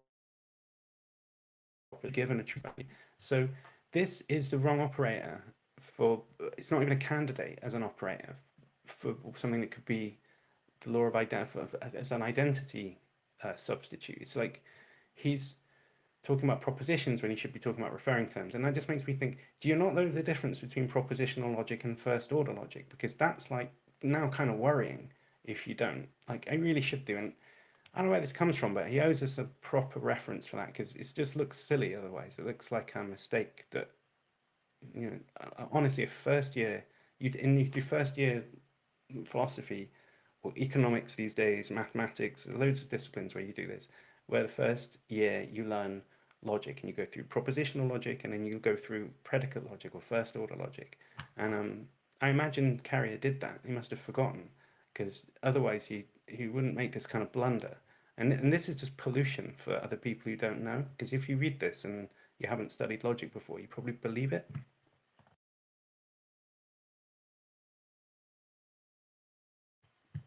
All right, I'm not gonna keep on going for a lot longer here. So, and we're gonna actually leave. I said you're gonna have to watch to the end to find out the really good thing that I was gonna say, but I think I'm gonna wait till next time. I think I'm just gonna go on a little bit and then stop now, because my voice is not holding up too well. Anyway, so he says there's three laws. The law of identity. We've all heard this before. Here you go. Have a shot. Law of excluded middle. Have another shot. And the law of non-contradiction. Have a pint for that one. And okay, fine. He's got these like, okay, we're getting basically the right sort of logic for. I'm not going to pick up on the fact that for some reason he's written or in natural language here, but he's used the kind of symbol for and there. I mean, there's a symbol for or. You could use that. Why not? But anyway, that's fine. Just as these laws have been shown to all just be different formulations of the same thing, the law of identity, A is A,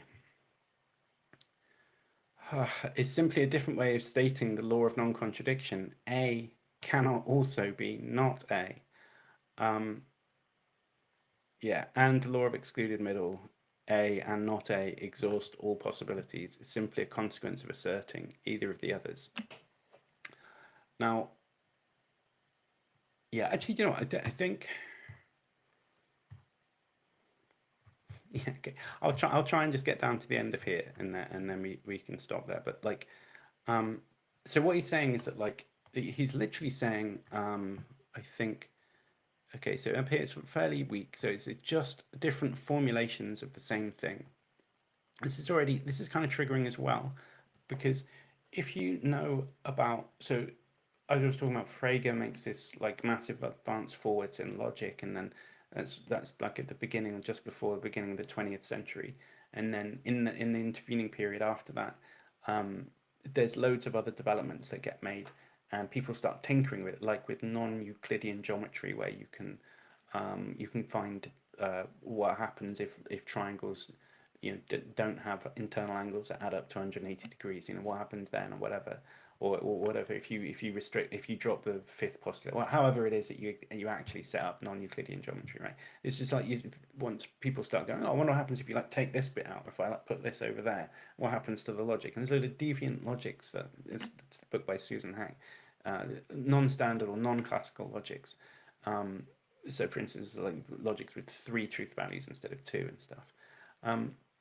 But of course, there's logics where you can get by without, for instance, if you say that there are some propositions that are neither true nor false, then if we keep all the logical connectives meaning the same thing as we did originally, that just means that the law of excluded middle is not going to be true now, because there's going to be some propositions where neither P nor not P is true. They're both just in a gap in between them.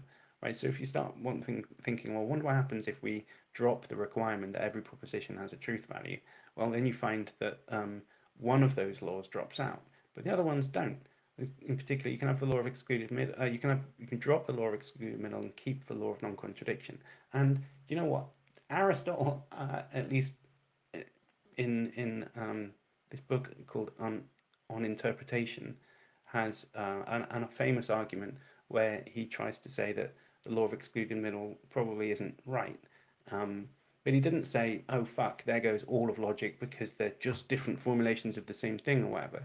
He's treating it as if it's independent of the law of non-contradiction, which, if even Aristotle didn't think that they're all of the same thing, I mean, this claim that they're all the same just seems like it's not even in keeping with how the most classical of classical logicians, Aristotle, thought about it.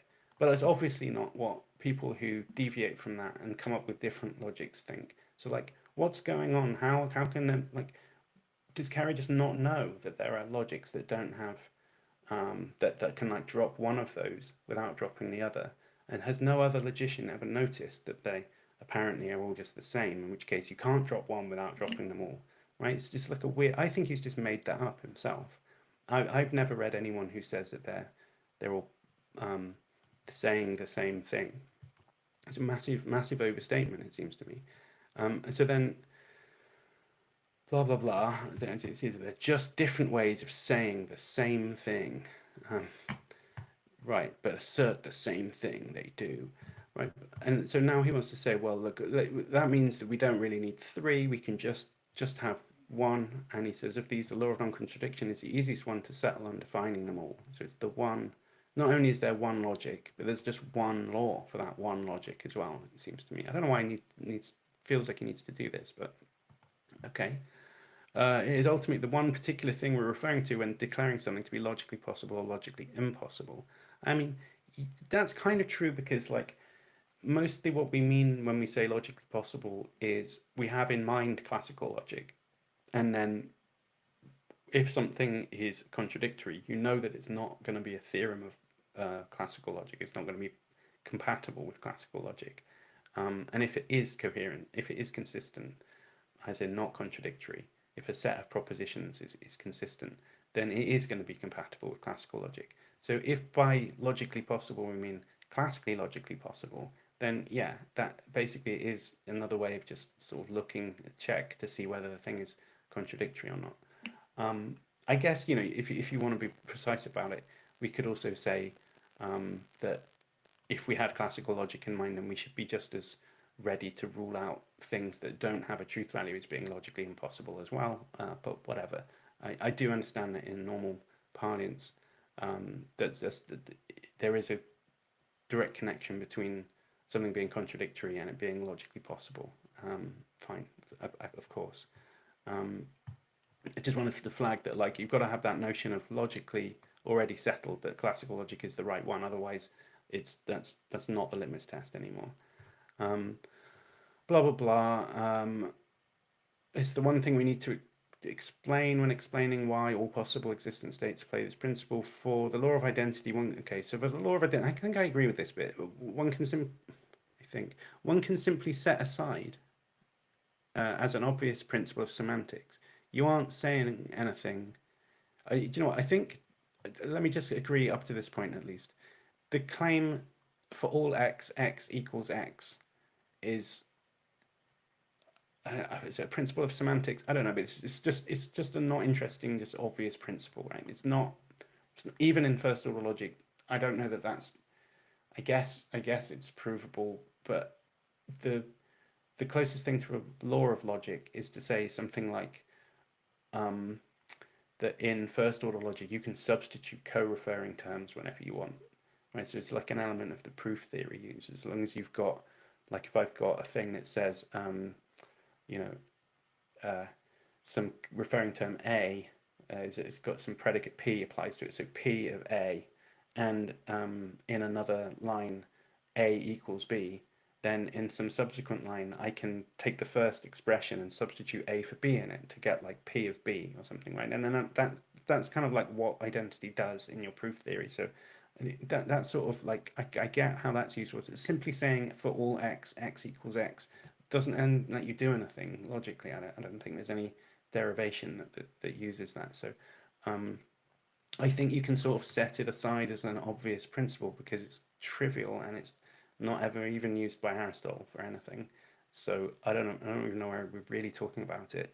But I think he doesn't even really get that part right, because he says if you aren't saying anything, if you aren't fixing any one particular thing to be what you mean, if the meaning of every word can change arbitrarily and at a whim at any moment, nothing is being said.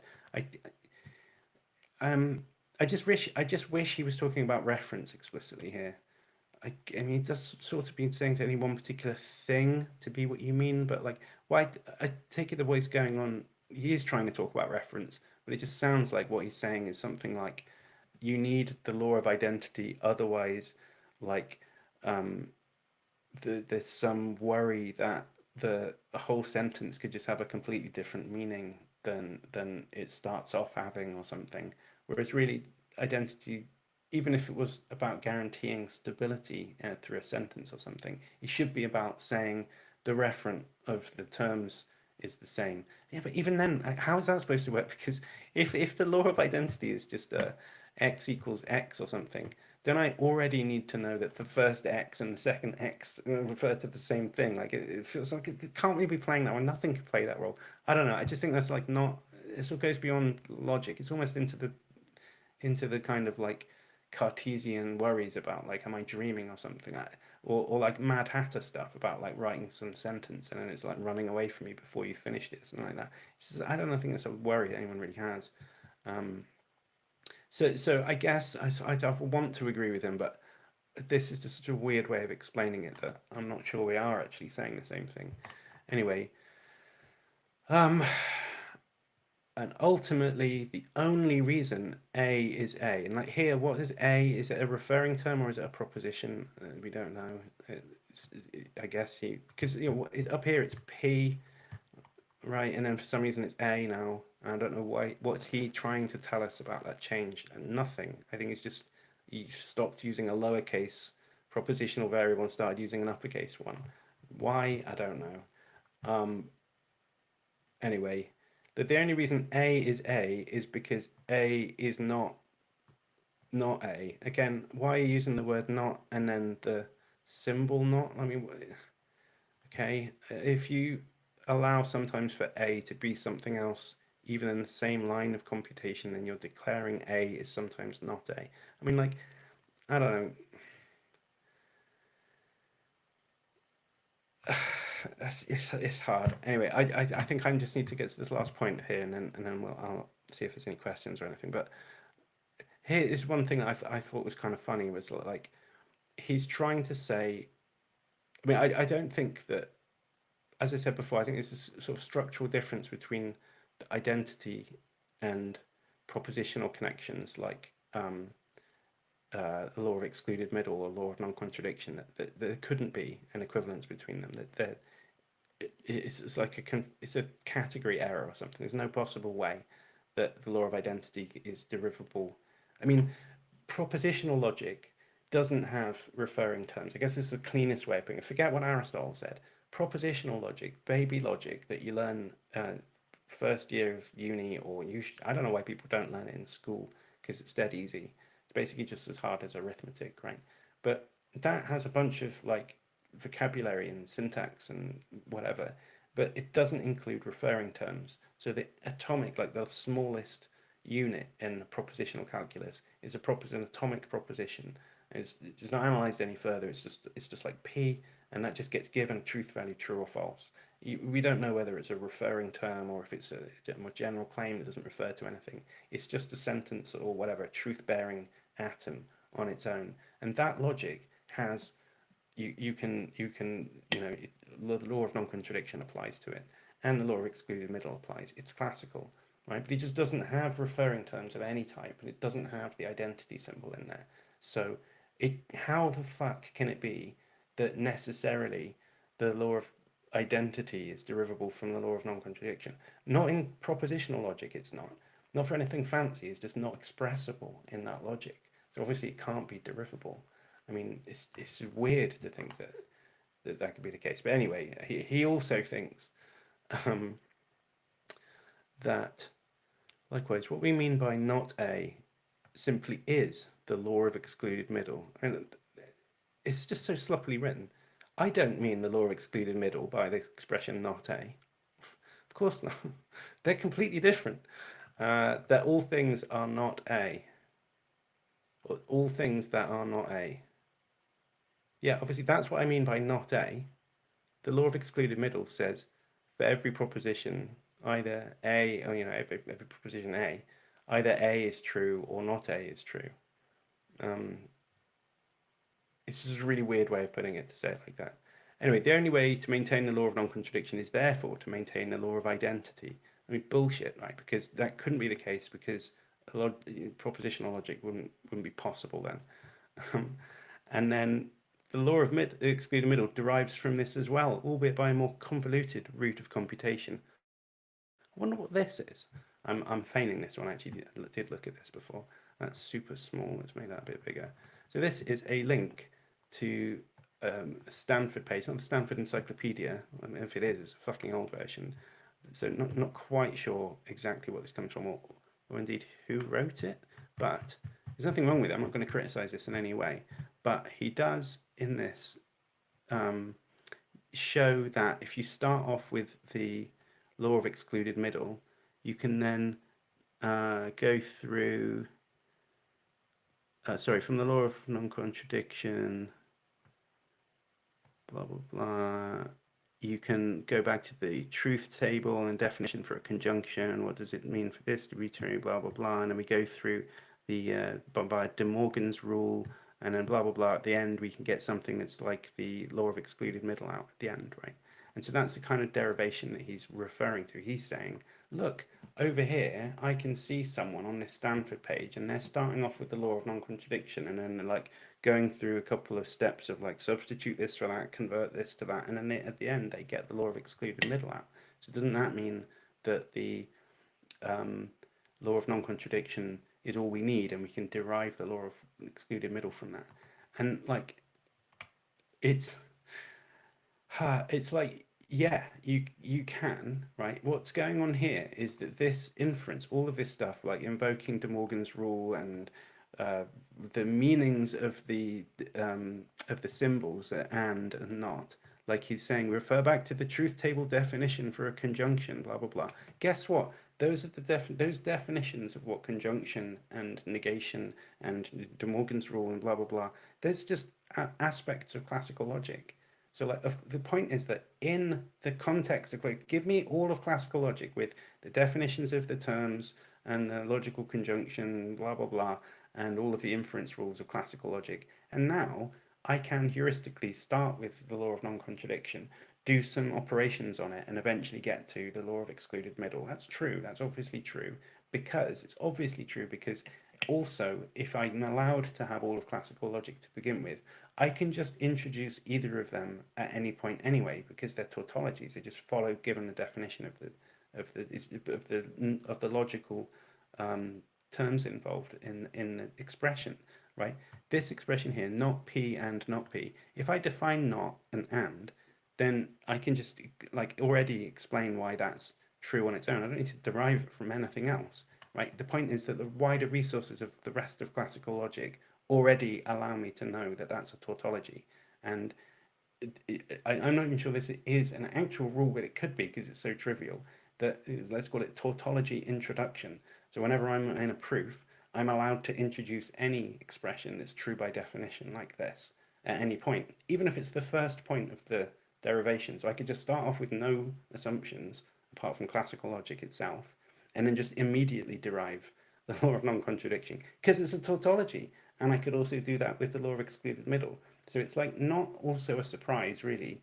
And this guy's not writing it out here in order for it to be a surprise. He's not advocating that one of them reduces to the other or anything. He's just showing that you can like sort of morph your way through from one to the other. But I think Carrie doesn't realize that like that's like kind of trivial. There's nothing like obviously if I'm doing derivations with everything else, the resources of classical logic, then you know I can get me a law of excluded middle if I feel like it. It'll pop out because it's a tautology, so it'll just happen anyway. So I think it's just with this, it's like I think it's a lack of familiarity with the actual logic itself. You know, the actual practice of logic is not something he's particularly familiar with, and that means he's like going about this all in a really weird way. So, Christ. Okay, I'm gonna stop reading that. And I'm gonna pull up the chat and have a look, see if there's anybody out there and what's going on in the chat world. I see Dan is still there. You're a trooper for sitting through all of that. If you figured out your internet, you're allowed to come back on. I'll send you the invite, and you can do it if you want to.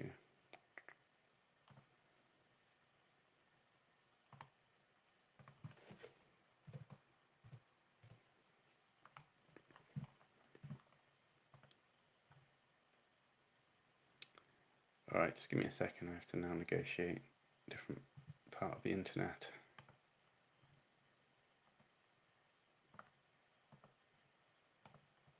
Okay.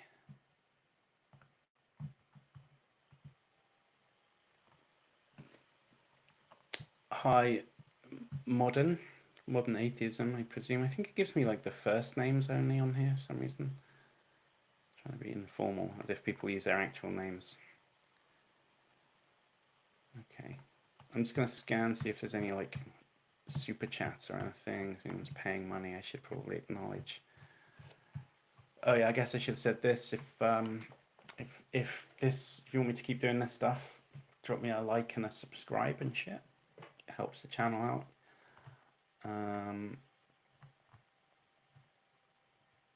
Friction.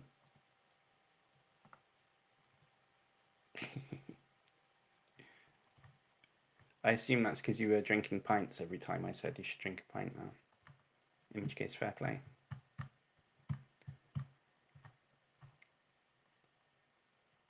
Okay. Not seeing a particular. I apologise if someone's put any questions or anything in there. There's like actually loads of chat, so.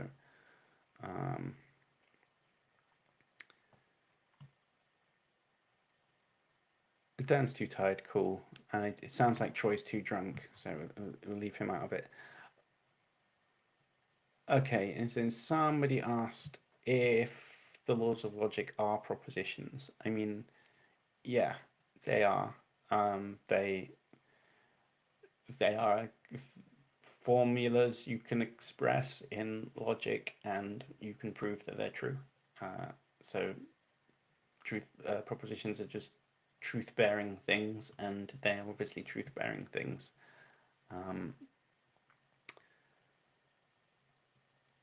So there's another question here. I've heard in a recent debate the first order logic doesn't have the identity operator by default. Is that true? Yeah, that's true. So I don't know what by default means, but you can cook up first order logic without identity if you want to. It's like a fragment of the larger theory, effectively. So there's a self-contained sort of bit that is like in between propositional logic and fully fledged first order logic. You can have this little sort of in between bit, which is first order logic without identity, and you can add it in, and it kind of completes the picture. But yeah, so that's definitely a thing you can do.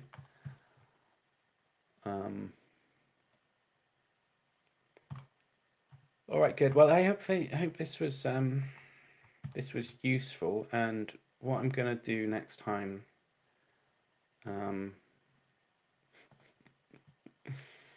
Yeah, I wouldn't try and do a Craig impression. Get Joe to do a Swinburne impression, and that would be more funny.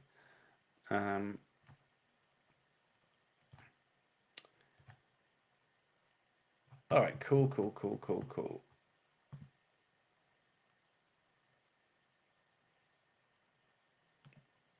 Okay, so here's ontology of logic. Does it matter what the ontology is? Wouldn't modus ponens be a valid inference regardless of ontology?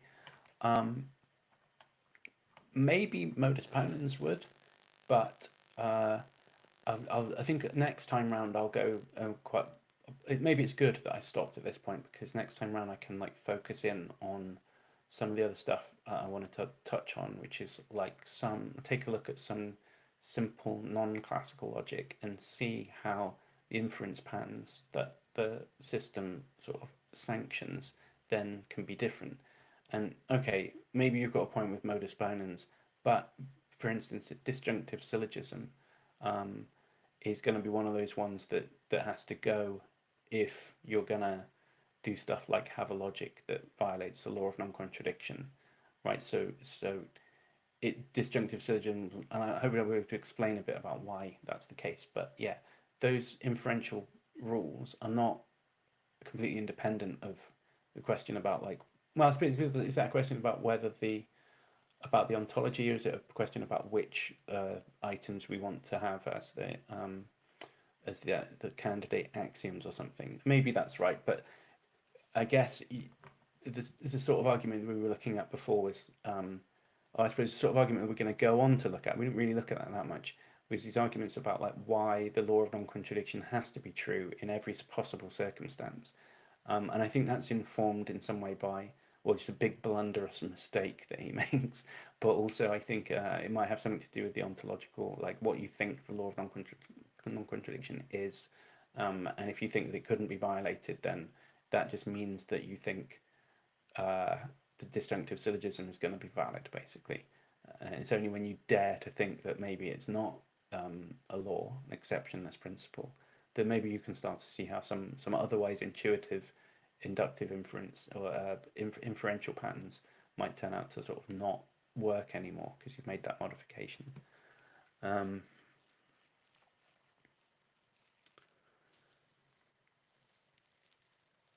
good. And so this is I'm not going to try and say it because I'm going to say it wrong, obviously, and I'll accidentally say dumb cunt when I shouldn't do.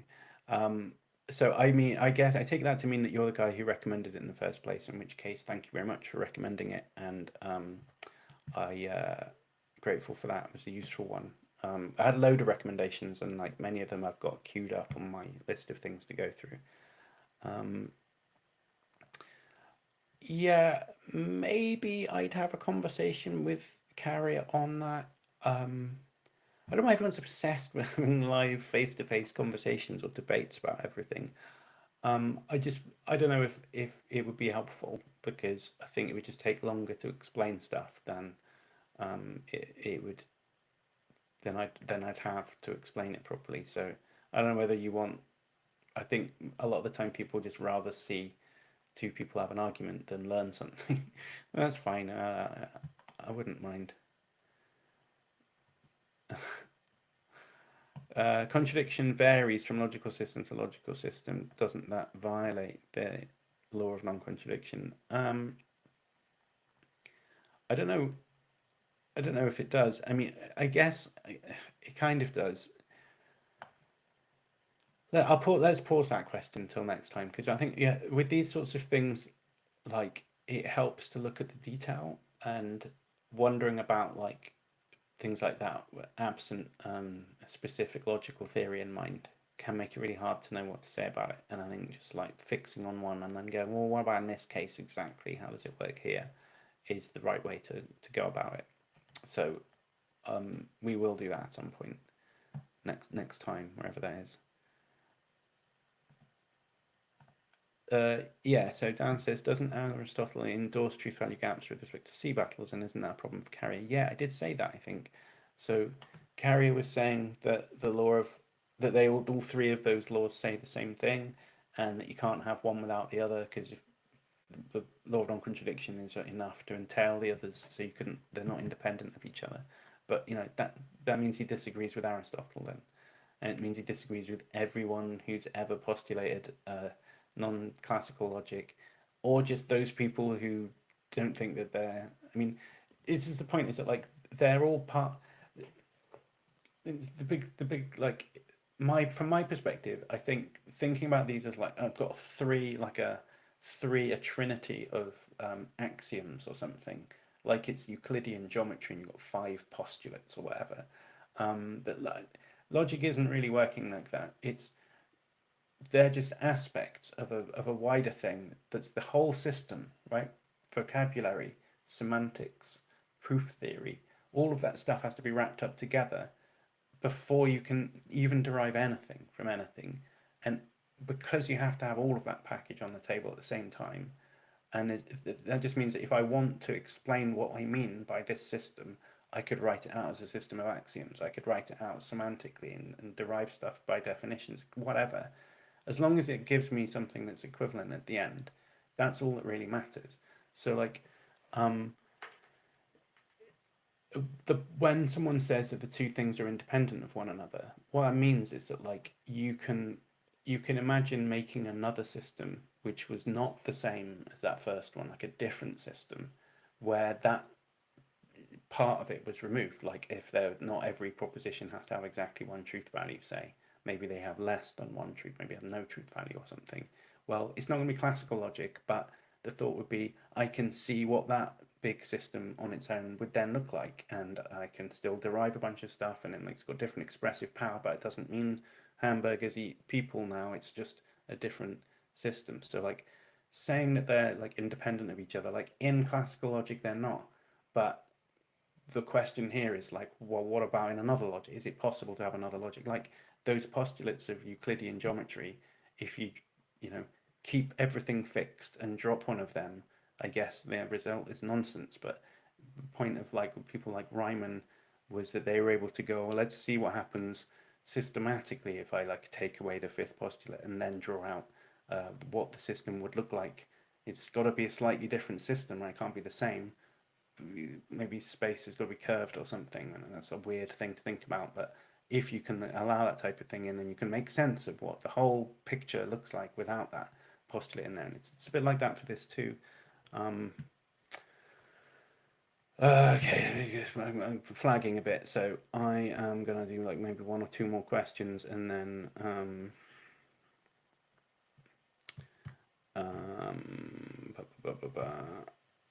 in modal logic, what's this? In modal logic, there are many valuations between true and false. Doesn't that violate it? That's not quite right. Modal logic doesn't necessarily mean that there are more than one truth value, right? Modal logic is normally an extension of classical logic, so it means like adding vocabulary to classical logic. So we introduce like a necessity operator and a corresponding like possibility operator, or we introduce a future tense operator and a past tense operator, or something like, or knowability operator, whatever it is. And then that's what it means to become a modal logic. It has like intentional operators that you add in basically. So it's an enrichment of the vocabulary, and it gives you like a corresponding theory that has greater expressive power basically.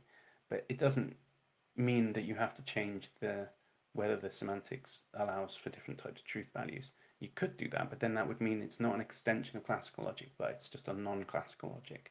So you can have a non-classical modal logic, but technically the distinction between the relationship between like making a modal logic and a logic that has different truth values or whatever, they're not the same thing, and you can certainly have one without the other.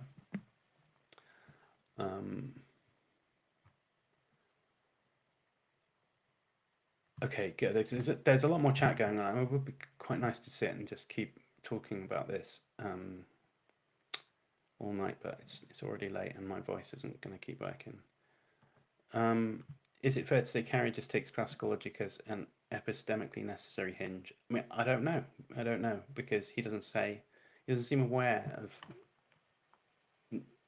I guess he does mention paraconsistent logic, but I don't think he's very familiar with non-classical logic. So I don't know if he has a sophisticated epistemic take on that. I think he just seems obvious that classical logic must be right to him. Okay, so I did reach out to someone to do a debate because that seems to be what people want. So there's a precept guy who I'm having a chat with about it. I don't know if I don't want to be. I'm not going to say who it is because he might say no, but he's having a think about it. So I might have someone on to talk face to face with about that. And I've booked. So we've got Joe, rock star of the philosophy of religion, Joe Schmid, is going to come on and talk about his new paper with Peter Fritz and someone else who I don't know about the modal ontological argument. So that's going to be fun. And Graham Priest is going to come back on. So we just confirmed with him the other day. So this is going to be a bit like that bit in Annie Hall where they're waiting in line at the cinema and there's someone annoying in front of them critiquing the film, and then Woody Allen is like, don't you just wish in situations like this that you could like get the director and just tell this person he doesn't know what he's talking about, and then he like gets Marshall McLuhan or something, just comes around the corner and is like, you don't know anything about my films. Maybe it's a bit of overkill. I'm not going to get Graham Priest to talk about why Richard Carrier is wrong, but we will be able to like talk about some of these same topics, and you don't have to take my word for it. We can listen to Graham, who's one of the leading experts and philosophical logicians. So that's going to be fun as well. Okay, on that note, I'm going to call it a night. Thanks very much. Again, give me a like and a subscribe because it helps with the algorithm. And if you want to, you can give me a super chat or something as well, but whatever. Give me a like and a subscribe, Nick, because that's free. And on that bombshell, we'll call it a night. And then I'll try and get back on it at some point next week. And we'll do part 2 of this, where I promise I will get to the point where I deliver the unavoidable, definite landing of a punch on carrier, even if everything else misses. I'm sure this one last one will land a punch. So just tune in to see, and my voice will be better by then. All right, cool. See you later, guys.